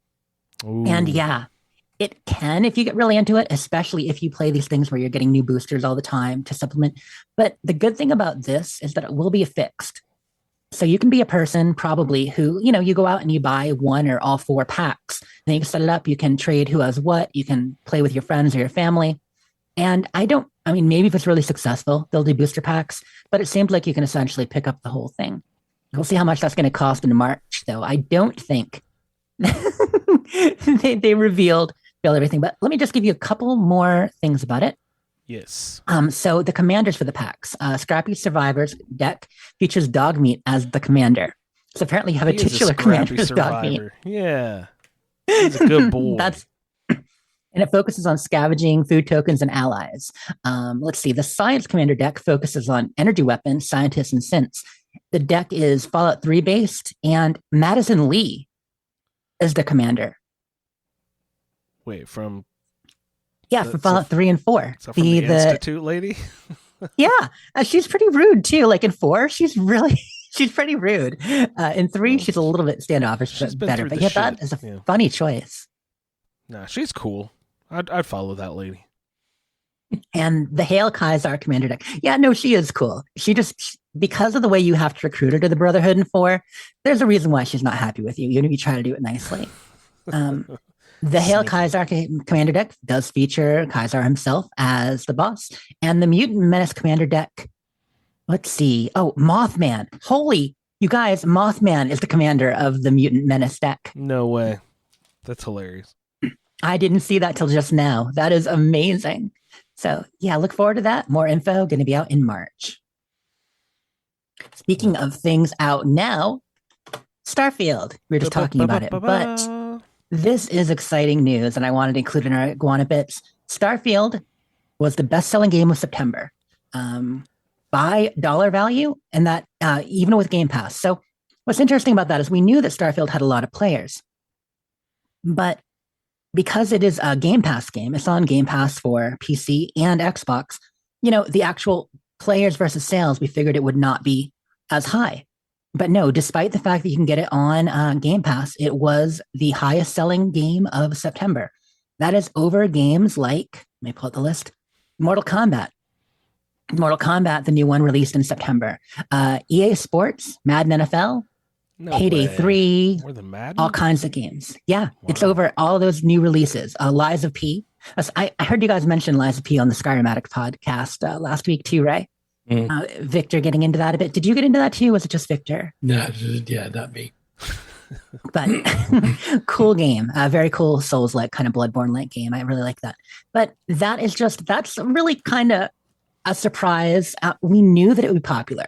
We knew that it picked up well. But the idea that for dollar value, a game that you can get just by subscribing to Game Pass, that minus all those numbers from Xbox and PC, this is people buying it on Steam or buying it on PC and Xbox without Game Pass, the highest selling game of September. So, I just thought that was really cool. Isn't it also Bethesda's, fastest to 10 million, blah, blah, blah, or whatever, too? Faster than Skyrim or Fallout 4. Don't they just keep getting faster? Wasn't, Skyrim beat the previous one, and Fallout 4 beat that one, and Starfield beat this one. So, ultimately, Skyrim outsold Fallout 4 by quite a bit, but not counting 12 versions after, just the initial, there you go. The initial wave. Yeah, what happened with Fallout 4 was it had 12 million shipped. So it was at the time it was the fastest game shipping and going out, but they were only counting what was sold to stores, not what was sold to people. And so this Starfield did beat that with actual sales and players, and has now beat it there. Well, congratulations, Starfield. You earned a starbation.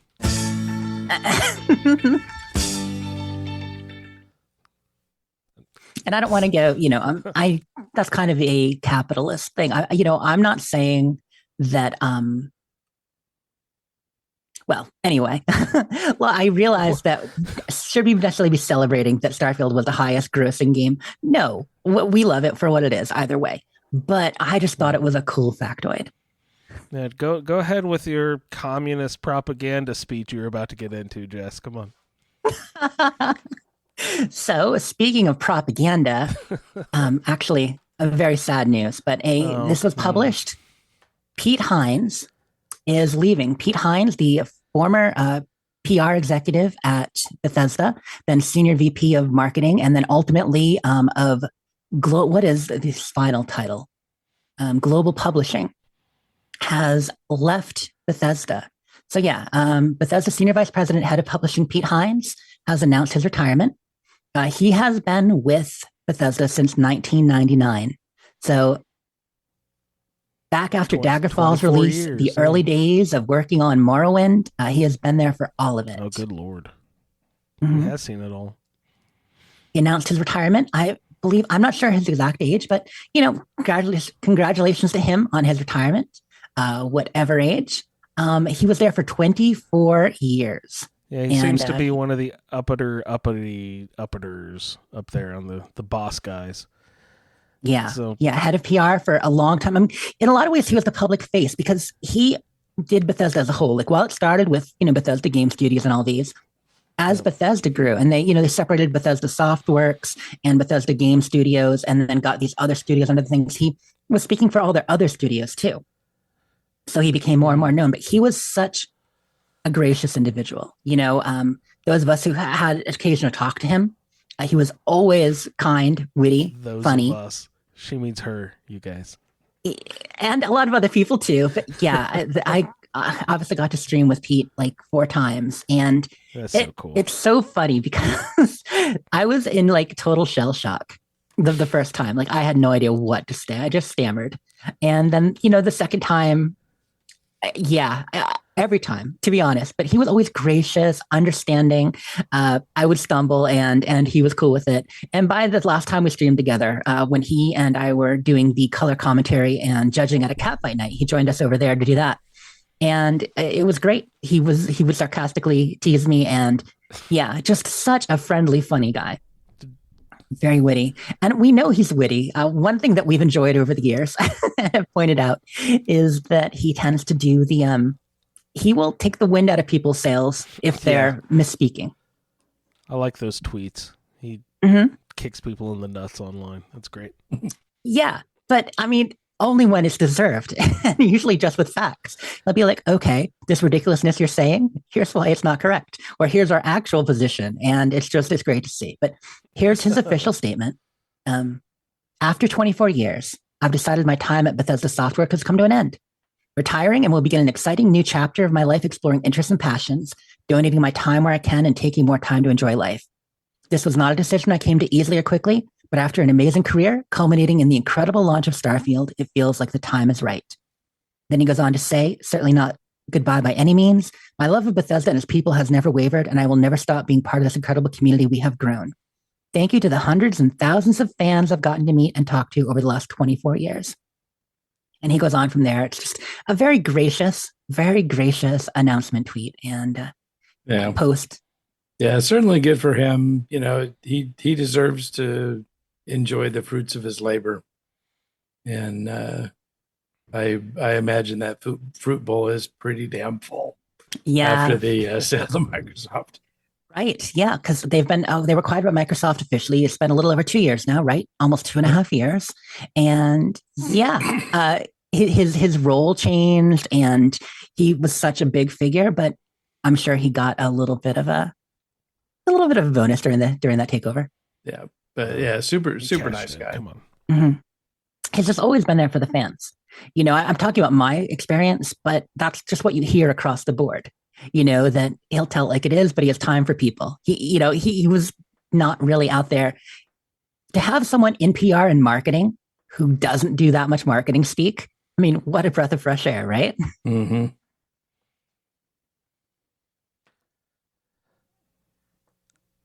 All right, Pete. Enjoy your retirement. Ray knows what it's like. Oh yeah, it's a good time. It's nice job if you can get it. Now here's someone Bethesda definitely did not send a card to. Happy 13th anniversary of New Vegas. Happy 13th anniversary New Vegas. So yeah, of course, Fallout tweeted out about it. It is the 13th anniversary of New Vegas a couple of days ago. So 13 years, lucky number 13. Many people's favorite Fallout game. And despite rumors, it's not like there's actually bad blood between Bethesda and Obsidian over Fallout New Vegas. People just like to stoke those fires. Bethesda really hates it that people call it the best Fallout game. That really gets under their skin, you can tell.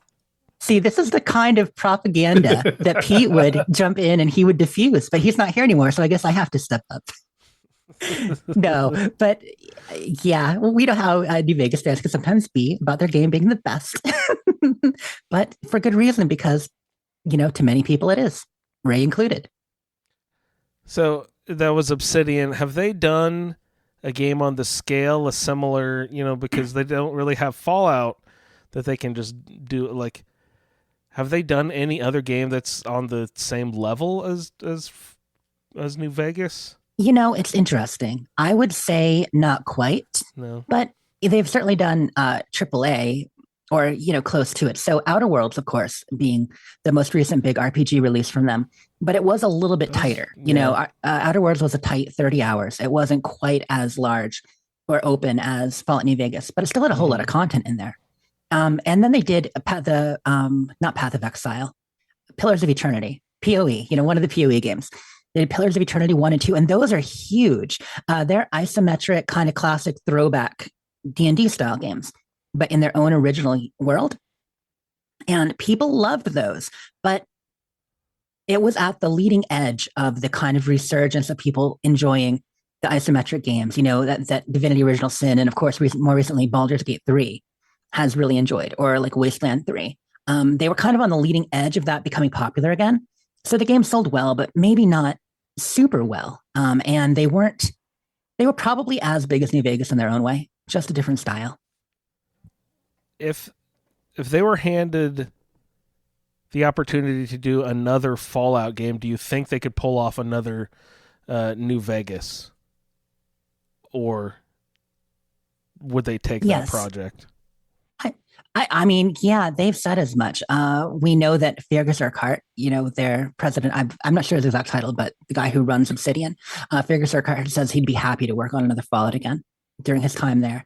And Josh Sawyer obviously would enjoy writing for it. A lot of them have said they would be happy to. So for all we know, they already are. I know they've got Outer Worlds 2 and they've got Avowed, which Avowed is going to be their next game. And Avowed, it may be their biggest AAA game yet. Avowed would be larger than New Vegas when it comes out, most likely. Yeah. And, who can forget South Park, The Stick of Truth? I love that game. Their version of South Park RPG, that is maybe the funniest video game ever made. If you're okay with South Park humor, it's hilarious. I played both Stick of Truth and Fractured Butthole. Stick of Truth was definitely better. The Fractured Butthole was too long, but they were both good. They did Dungeon Siege 3. So classic PC players might remember Dungeon Siege 1 and 2 from like late 90s, early 2000s. They were really fun. And the studio that did Dungeon Siege 3, Obsidian. Anyway, I don't know why we're talking about that, but they've done a lot of stuff. And happy 13th, New Vegas. It's awesome. In chat, people talking about Uncle Pete being the best. And Lee mentions, enjoyed playing with him on 76 that one time on UW. And yeah, when we were streaming with him, a few friends jumped in and they were running around with us with Pete. It was great. He plays characters like...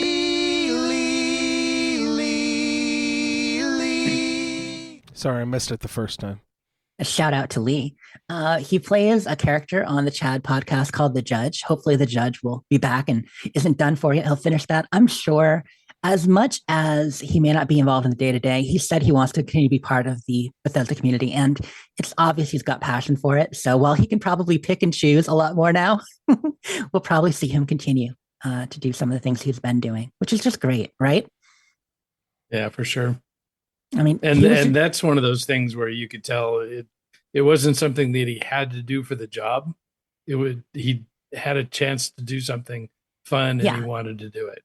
Multiple times streaming with goofballs all the time. Like, I mean, like how generous is it of that? It can be hard to get even, community managers or people who are supposed to be community focused with the game to find time to do that. This man, as a, senior vice president, would jump in and do stuff with people just because he's like, yeah, I got 2 hours in the evening. Let's do this. Like, it's great. Enjoy it. Besides that, let's get back to more Fallout news. Taking a look at the calendar right now. Yes, the Mole Miners are back. Mole Miners are out right now. We've got, let's see, what do we have going on? We got Minerva's Big Sale. We got Treasure Hunter and Double Mutations weekend this weekend. And in 3 days, the Scorched are back.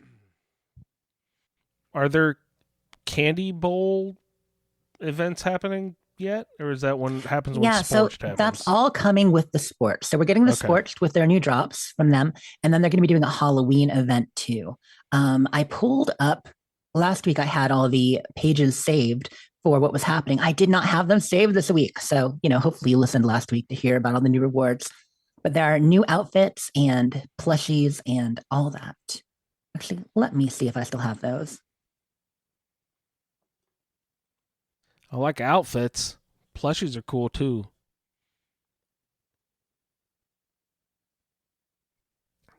Oh well, I don't have the chart right here. Oh, come on.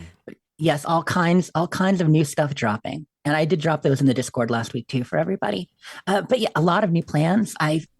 There are going to be some great stuff to get. And the rewards for the Halloween event, though, while a lot of them are kind of consumables and the usual stuff, if you do all the events, you're getting the new skeleton suit.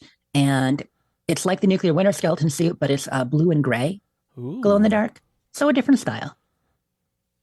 That one was sort of green, right?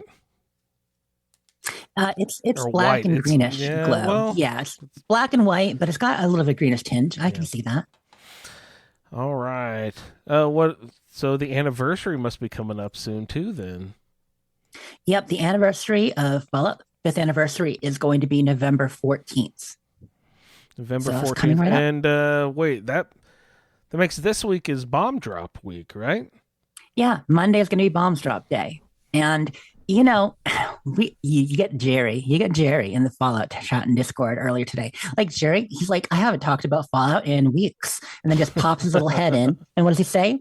He's like, big news coming Monday for the Bombs Drop Day. That's all he says. Like, what? Jerry, what? What have you heard? Yeah. Did he not reveal? Come on, Jerry.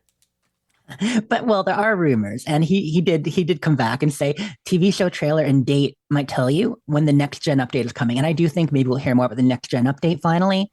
TV show trailer and date, I don't know, because of the strike right now. They might choose not to actually talk about that at the time. Maybe they'll just give us a time and date, but yeah, it's not something that the SAG strike is having people supposedly not be able to, talk about it. There's a moratorium on publicity and that sort of thing. So we will see if they do it or not. I think it's awesome. They sent out a memo to people to not dress up as characters that promote the studios that they're striking against. So like they're like, don't be these character specifics.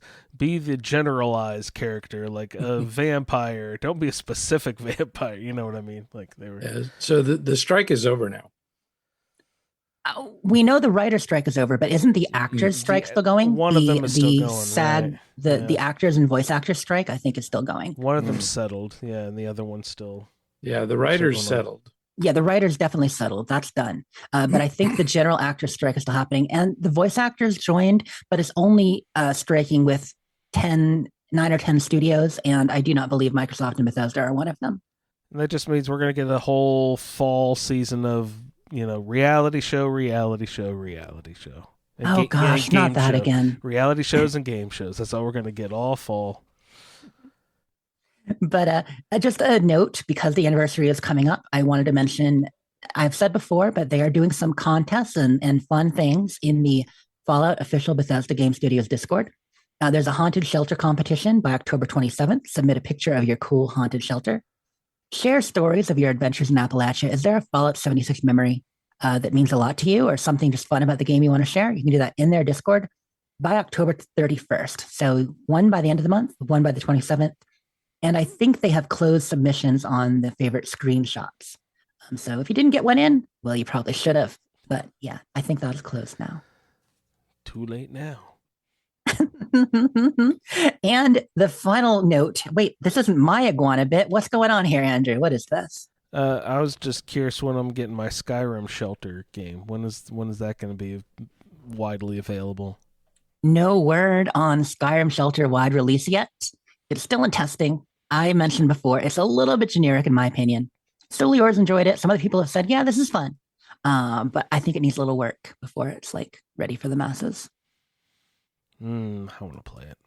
And yeah, I wish you could. I can't believe you can't get it. Also, big news. You guys, if you haven't caught it on HBO, there's this show called Last of Us, which is really good. I've been enjoying it. I started watching it this week. Last of Us. Did you say something about they should make a video game based on that? Yeah, that was my main thing. It's like, this show was so good, they should make a video game out of it. I think it would make a really fun video game. So, if anyone's out there who knows how to make video games, take this Last of Us show and make a video game out of that. And it's really fun because if you watch it like you're playing a video game, if that makes sense, you can totally see like where the cutscenes are, where they would break away for like an action sequence where you would like open up to a fight, but then like when they have conversations with people, it's really like they're having it in a video. It really is kind of written like a video game. It's kind of strange. Like there's the dialogue and action sequences are, is that video games mimicking movies in the first place? I hope they take a note from it because I feel like they get a good game out of it. Maybe even a Last of Us 2. Maybe they could do 2 games out of it. I don't know. You know what? That just might work. But anyway, totally make a video game out of it. It's a good show. And Pedro Pascal, I'm really starting to like him a lot. I liked him at Game of Thrones. He was the sassy swordsman in Game of Thrones and Mandalorian stuff, the right? Mandalorian, yeah. God, Mo and I love the Mandalorian, and so that's the reason I decided to flip it on. Well, and Will was saying how great it was, so I was like, well, Pedro Pascal. And I'm like, Pedro Pascal's kind of dreamy, you guys. He's really he's a cool guy. So, for anyone who doesn't realize, yes, I think Andrew knows Last of Us is actually a game, right? Yeah, save your emails, you guys. Save it. Over there on PlayStation, which he doesn't have, but he is aware.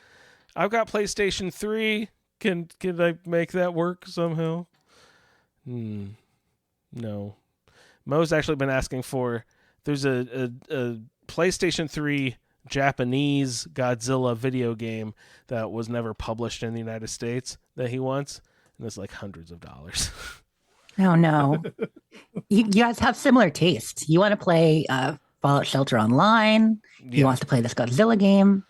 Yeah, and I told him he has to learn how to speak Japanese too. Like, I doubt that there'll be English subtitles on a game if it's not published in America, right? I don't know how game publishing works, but when we were kids, people would try to get their imports all the time, like PlayStation imports, like PlayStation 1 of like games only available, and try to play the Japanese. And oh my goodness, or early Nintendo games. It's funny. You could go to any game store and you could find them for like a good 100, 200, well, really only 100, 150 bucks. Collector's like people would buy them and they couldn't even play them because you just kind of got to figure it out from the menu. They're like, now you could just like go to Google Translate and take pictures of all the Japanese characters, and like it'll take you a long time, but you could make it through at least now. Might be able to, yeah. And I mean, they do dubs. Like there are a lot of downloadable subs and dubs you can get now to be able to like kind of open this up and play along. Yeah. Especially if you're on PC. Once again, have to be on PC to do some of that. Hey, but if this kid takes this as inspiration to, take Japanese lessons, I will encourage that by all means. I think that'd be a great language to learn. That is it for our Iguana Bits. A lot of news, some Fallout related.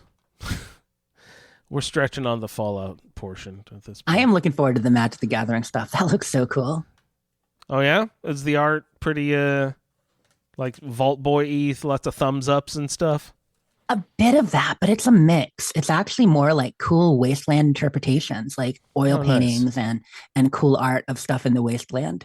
Like it'll speak to most Fallout fans. Very cool. I'd like to see some of those. I've never played, but I know I had friends who played a lot. I think we're going to. I mean, maybe we can even, like, if we have to, we can Zoom session play, like get our card decks, put them out. Yeah. Well, I got that new Fallout Shelter board game, so I need to bust that out and play it. I should find a way to Twitch stream that. People would be blown away, right? Fallout Shelter, the board game. You thought Fallout Shelter was slow. Oh, man, let's slow it down for like 5 hours. Can it be played solitaire, though? Is it like the real Shelter experience? No, it said 2 to 4 players, I think. I don't know. I'd have to double check. But Mo saw that it arrived, and he's pretty excited. We'll hopefully get to bust it out and play it. All right. I did prepare a little bit of a game if you guys were interested in participating in some. What time is it? Game time! What do you guys think? You want to play a game tonight? I kind of do, but I saw the name of it, and so I've been thinking about it, like off and on, especially in the first part of the show. But yeah. If it's what I think it is, it could be really tough. All right, Unique Junk is the name of the game we are playing tonight. Oh, so tell me, what do you think is the premise of the game? You want us to come up with like unique junk items from Fallout 4 that like aren't common. But there are a lot of them, aren't there? Sort of. Ray, how about you? Do you have a guess at the premise of the game? Now it's a game to guess the game you're gonna play.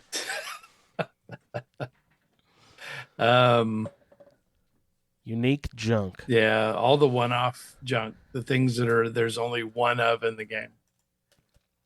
No. Well, not good. I'm glad either. It's not that, because that sounds horrible. Oh, well, some of those items might cross over with this list too. But what we're going to play tonight for game time is Unique Junk.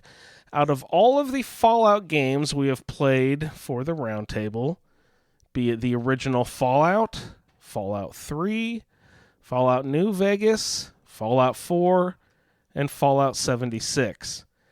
Each game has a distinct set of miscellaneous and or junk items that are not available in the other games. So these are junk items unique to those 5 games. I have 5 items from each game, and I'm just going to bounce back and forth and see if you guys can guess which game these unique junk pieces is from. Okay, so you're going to give us the junk and we can guess the game. Oh, that's much better. Thank you, Andrew. The other way would be very dickish. I'm here like gilded grasshopper or swan boat fragments. Like, I don't know. Yeah. So there's 30 unique items. You have to guess which 5 I picked. Yeah, exactly. Exactly. Good. That, Thank you, Andrew. some mean person used to make games like that. All right, so I'm just going to bounce back and forth between you two, and I'll give you a ding for all correct answers. So we'll start with Jess, and we'll bounce over to Ray. Jess, can you tell me which Fallout game the fire hose nozzle is in? Fire hose nozzle. Let's go with 76. The fire hose nozzle is not in Fallout 76. Ray, would you like to take a steal at the fire hose nozzle? That'd be Fallout 3. That is Yep. Fallout 3. Good job. So, Jess, back to you then. How about the magnetic vacuum seal? The magnetic vacuum seal. Do you know what game that is from? Fallout 4. It is not. Ray, would you like to steal the magnetic vacuum seal? I'm just going to have to guess. I'll say Fallout 1. The original Fallout is the answer. Good job, Ray. Another Oh my big steal. God. This is the game where Jess eliminates one and Ray gets it right. Let's go. All right, let's try it again then. Jess, how about the dino toy? The dino toy. New Vegas. Thank you. Absolutely New Vegas. Ray, your turn here. How about the ophthalmoscope? Ophthalmoscope. OPHTHAL.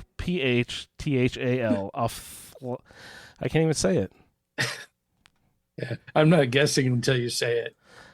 Ophthalmoscope. It's Fallout 4. Was there one in 4? Jess? Yes, there is one in 4, but you're thinking of the one in Nuclear Winter probably in No. 76. I was thinking of one in Fallout 3. Oh, Don't I hang. think it's in all of them. Don't hang me on a cross if I accidentally, because I try to cross reference this against. You can probably only maybe if you can pick it up in 3. That's probably unique. Yeah. All right. We're going to you, Jess. Yes. The egg timer. Which game can you get the egg timer? I'll say, I can picture it in 4, but I feel like it was used in combination in one of those junk contraptions. New Vegas. Absolutely, New Vegas. Ding, ding, ding. Good job, Jess. Ray, how about the souvenir sloth toy? 76. Jess, would you like to steal? Fallout 4. Fallout 4 is the answer. Good job. That's a added by Nuka World one, I believe. Ray, back to you. It feels like it was in both. I feel like you can see them in 76, right? They've got to be in there somewhere. Really? I don't know. I don't know. I Might need to just be a double check my plushie. lists. How about the power strip, Ray? Power strip. Ray's got a bunch of them in Power his strip. place with that beast of a computer. Yeah. You have a fair share. Oof. I can't really remember seeing them in any. He remembers every piece of junk he's seen, you guys.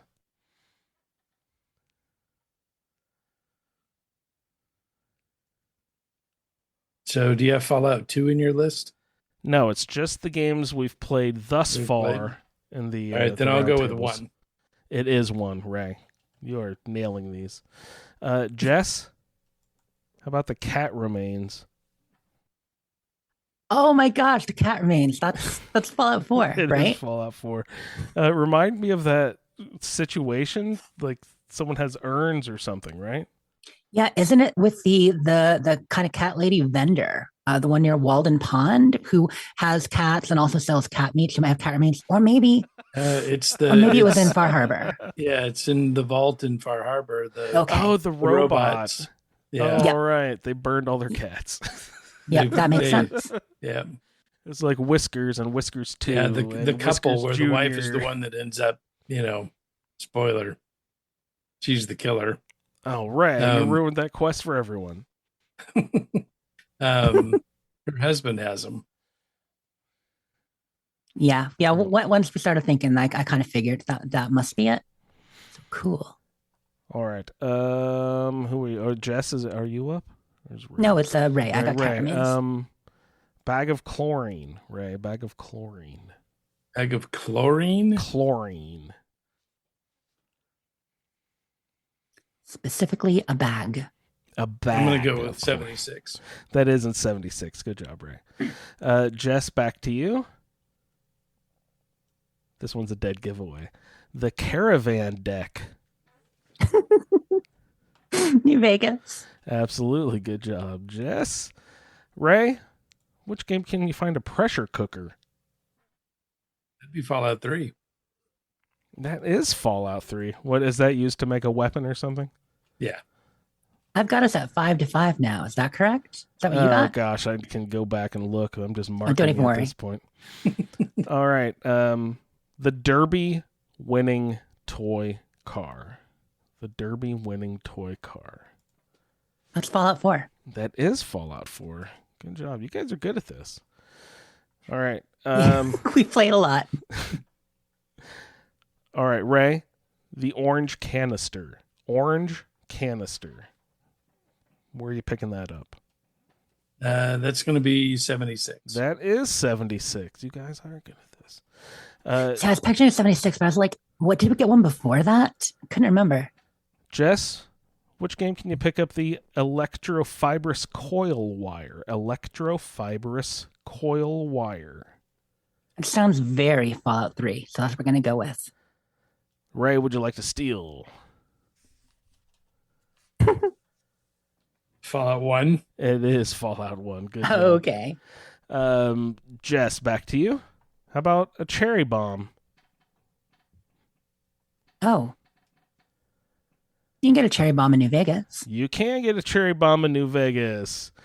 All right. Ray, how about a spanner? Spanner.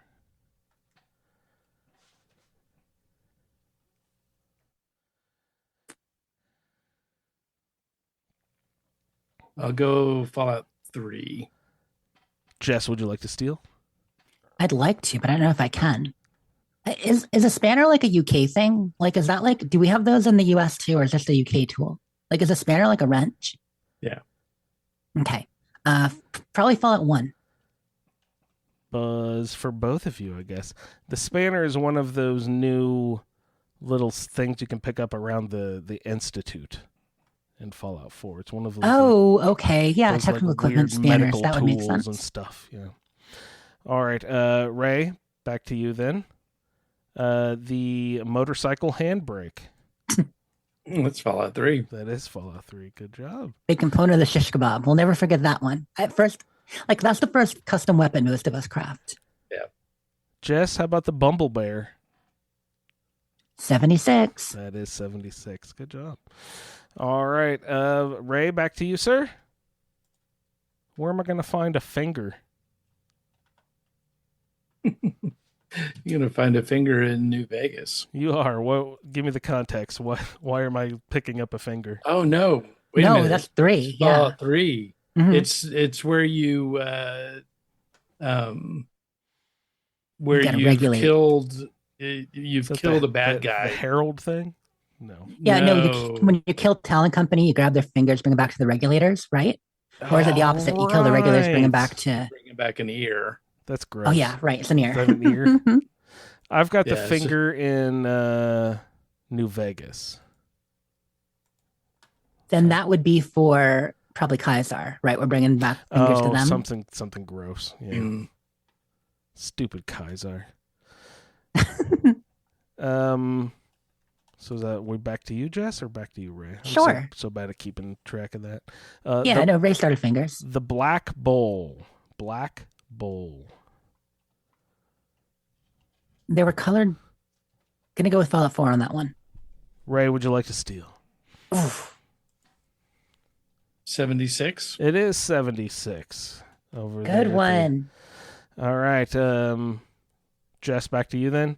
The Wake Master Alarm Clock. The Wake Master Alarm Clock. Well, they've been all over the place. Like, I feel like we've had them forever because we know we have them in 76. But I guess I'll just go with 76, but I feel like they were in the earlier games. Ray, for the steal? Yeah.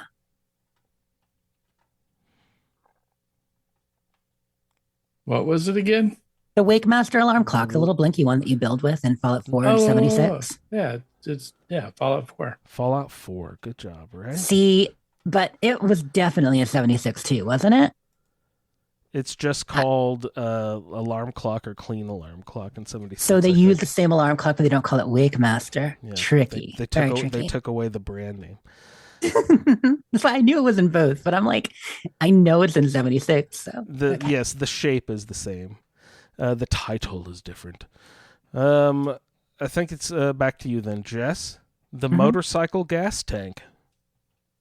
Okay, back to Fallout 3 then. Fallout 3. Good job. Goes well with the handbrake. Yep. Ray, how about the hydropressurizing pump? That sounds like a one thing. Yes, absolutely is a one thing. Good job. And hey, how about the accordion, Jess? Everybody in chat feels bad for me with that one. There's a ripoff. I got some rigged. Lee says they neutered the alarm clock. Yeah, it's no longer Wake Master. It's like Wake Journeyman. Anyway. The Wake Master was unique because it had nuclear material. Oh. Then you wonder why it glowed green, you guys. So what are the one you want now? Accordion. Oh, the accordion. That's in 76. Absolutely is in 76. All right, are there any more? Oh, yes. Last one here for Ray, right? The 3-pin to 3-pin adapter.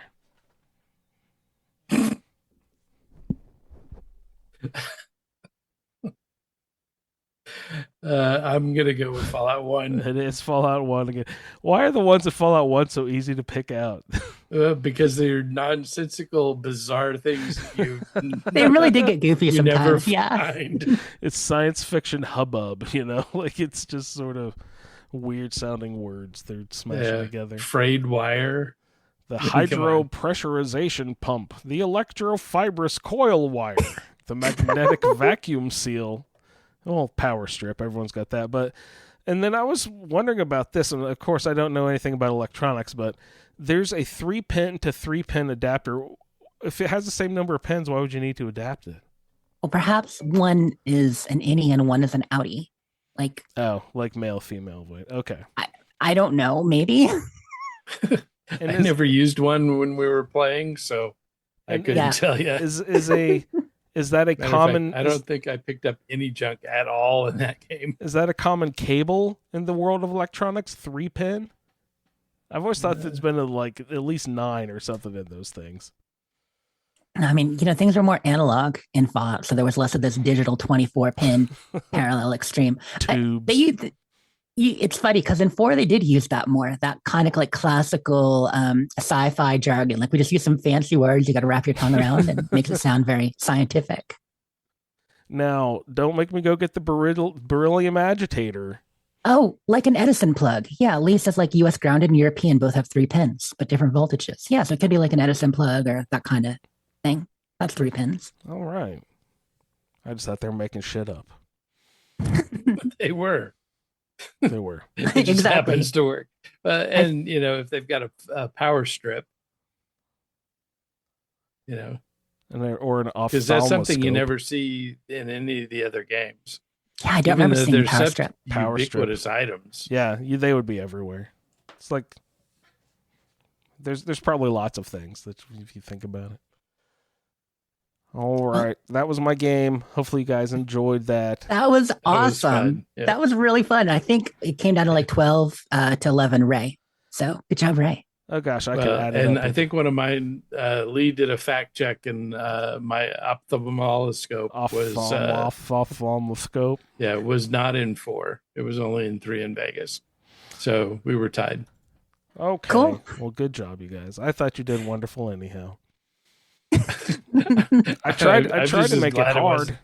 I'm just glad it wasn't as bad as it sounded. Yeah, I think we were getting the ophthalmoscope confused with the phoropter. And that's what I was getting confused with, the eye checking thing. Yeah, the perception boost, like that machine. All right, let's see what else is on the show list tonight. Oh, just looks like we got some shouts on the way out the door. Did you guys have any other stuff that you want to cover tonight on the show? I'm jumping over to check the Fallout Food channel. Anybody posted any good food lately? Food. Baker posting some old-fashioned recipes. A tuna and waffles recipe from an old magazine. Looks delicious. But why are there olives? I like both of those things, but I don't know about together. And as soon as you put olives in there, no. Well, here you go. Here's the recipe. Much. Listeners, do you want to make tuna and waffles from authentic? It looks like an old Women's Day magazine from like 1960s. Blend 1 can of Campbell's cream of mushroom soup with 1/3 cup milk, 1 cup drained flaked tuna in a 7-ounce can, 1/4 cup sliced stuffed olives. Heat thoroughly. Pour over 4 crisp waffles. Presto, a quick and easy dinner for 4. Yeah, I'll stick with chicken and waffles. I don't know. Sounds a little tastier. The only tuna I eat is raw. I love a good tuna fish sandwich, but I don't know how that would be. It's kind of like old school tuna casserole, even just with waffles instead. You don't like tuna casserole? I really like tuna casserole. Oh, I love tuna casserole. I hate cooked tuna. That shit's amazing. It's just nasty. Well, golly, Ray. Just get rid of the olives. Yeah, just get rid of the olives. Matt and chat had a tuna sandwich, loved it today, but not sure about tuna waffles. Lee says people in the 50s and 60s were too much in love with all the new foods available. It's true. Canning and all that, in supermarkets, or like some of the stuff you see people putting in Jell-O molds from back then. Yeah, I was going to say, the savory gelatin molds were crazy, like hot dog, Jell-O molds and stuff. Like weird. That's Sarah Sailor food there with like Jell-O mold with like all the different veggies you can put in it. Look, it's foamed ham. You're like, what is foamed ham? I don't know what that is. Oh. Anyway, that's my Fallout Food discussion. I just wanted to check if there's anything in the Discord about it. I'm gonna get some carnitas with Ray. You know what? Let's add a couple quick shout outs to Pets. New member of the ASA Pet Crew. If you guys didn't know, Andrew, because you saw it, but Jen, and of course Ray knows too. Jen got a new kitty. Troy, little black kitty, only 4 months old, totally adorable. Would you say the name was Troy? Troy, yes. TROI.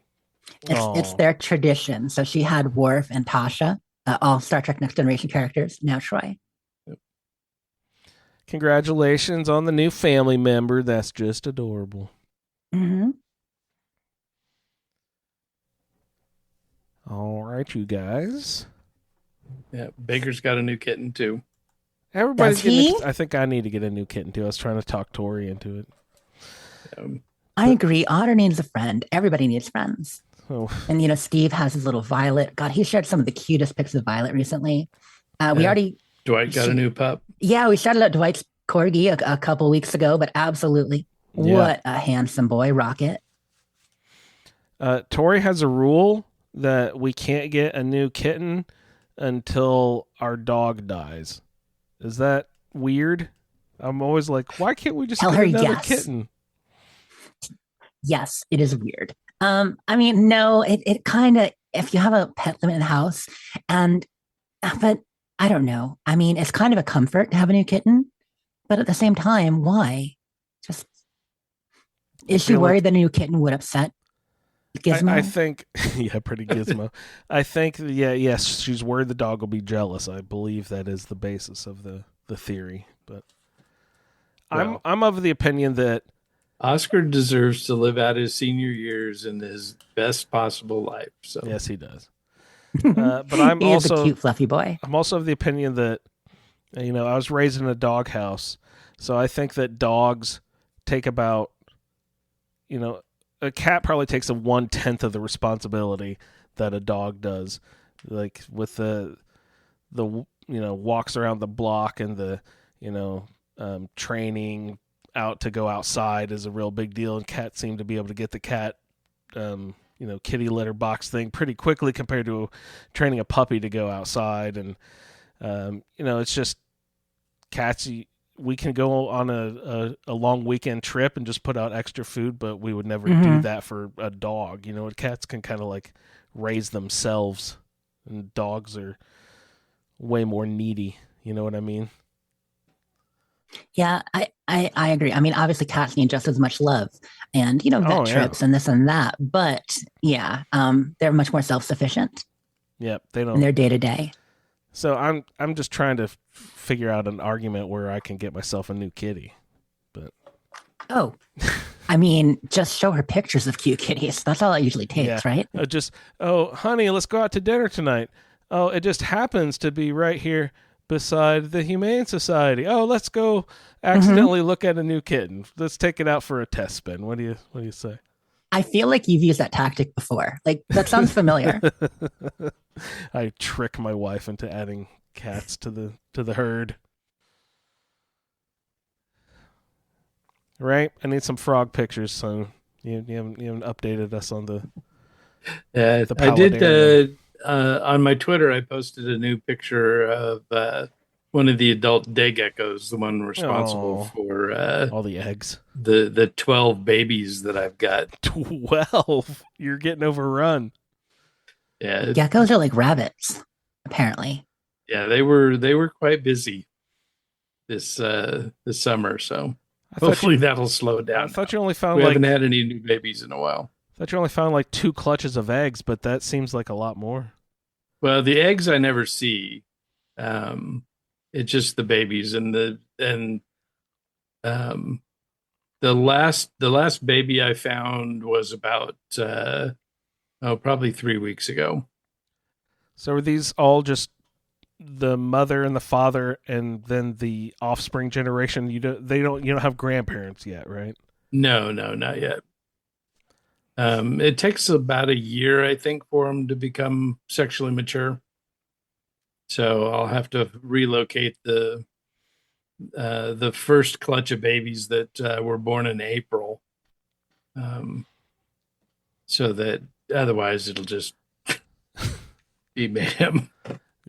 They'll compound each generation. You'll be overrun with geckos soon.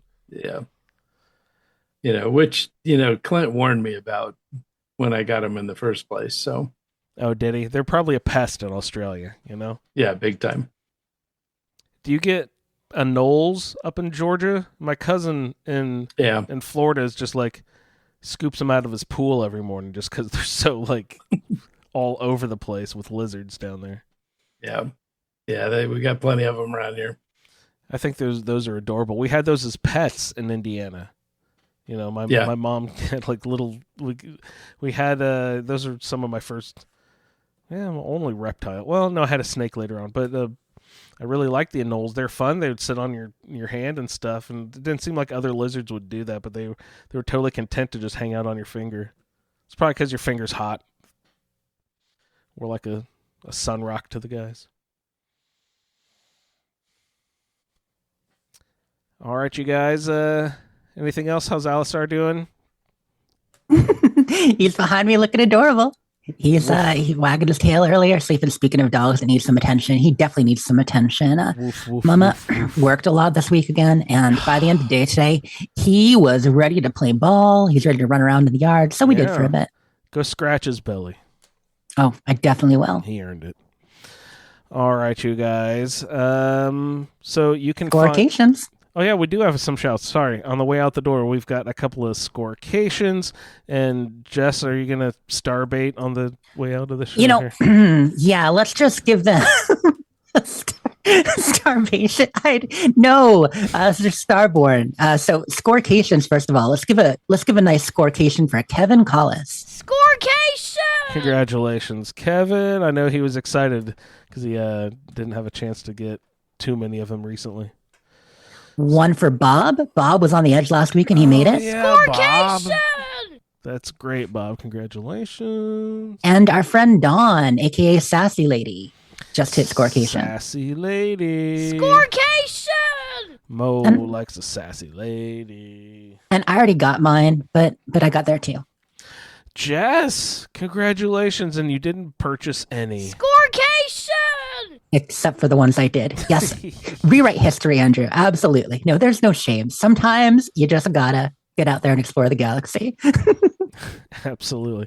I like how we treat it like the homework we need to get done before we can go out and play the game you actually want to go play. And we still have a little over a month. If it's December 5th, like we've got a month and a half, but you feel the pressure of it. You know, it's like a chore that is in the back of your mind if you're not doing it. And I didn't want to feel like I had to, 76 is always more fun when you don't have to work on your dailies and weeklies. Yeah, you're starting to look at it like me, like it's a chore board. All right. So we also have people who want Starborn shout. So these are all of our regular listeners, and I'm sure many more, who have hit their Starborn. So let's give a big shout for Sherry. Good job, Sherry. Starvation. Starbait. And one for rhymes for Sherry. It's Jerry.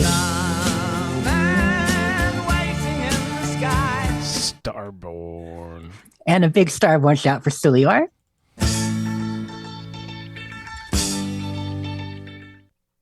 And one for Mr. Randy.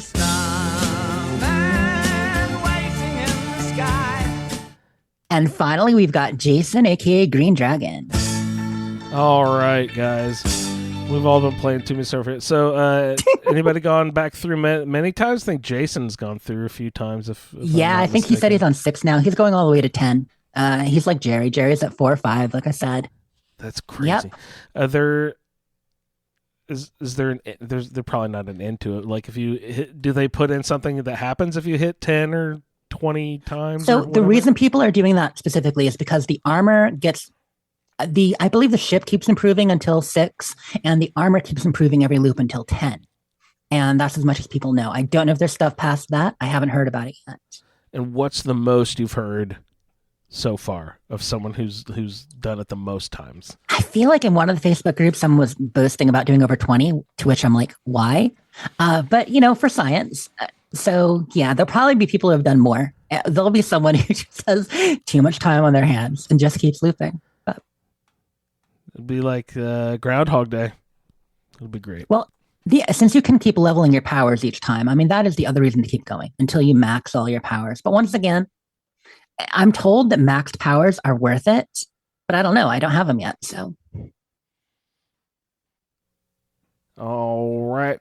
Sounds good, you guys. You can find her over there on the Twitter at Sleep is for Tea, also at Dames Who Game. Jess, thanks so much for joining us tonight. Thanks. And you can find him at Ray LB and pictures of his cute amphibians. Wait, no. The gecko's a lizard. I was thinking about your frogs. And his cute paludarium family. Ray, thanks so much for hopping on. Good times. The show can be found at the Fallout feed, and I am at Indie Android. I'd like to thank everyone for downloading this edition of the Fallout feed, and we will see you in the Wasteland. Thank you for downloading this episode of the Fallout Feed Roundtable. If you are interested in doing a play-along character with us, the show can be contacted by emailing falloutroundtable@gmail.com. For the Roundtable schedule, our Amazon link, and all other show information, please head on over to asapodcasting.com, where you will find the Fallout feed, a Skyrimatic podcast, our YouTube channel, the Chatterbox, as well as other content. Once again, thank you for downloading, and we'll see you in the Wasteland. Streaming with goofballs. Fractured Butthole. The Fractured Butthole was too long. I love that game. Or Mud. I've been working one. Sounds shady. About to Max Sam. She's kind of loosening her political loyalties. Ground Pounders changed you. She's broadening her horizons by exploring. Because it's big and it's red and it's too large. I went to work, so I could only tweak a few little things. Well, she sticks it in, getting all turned around, not knowing which way is which. Foreplay is just bigger, in a lot of ways. Or maybe it's the way I play.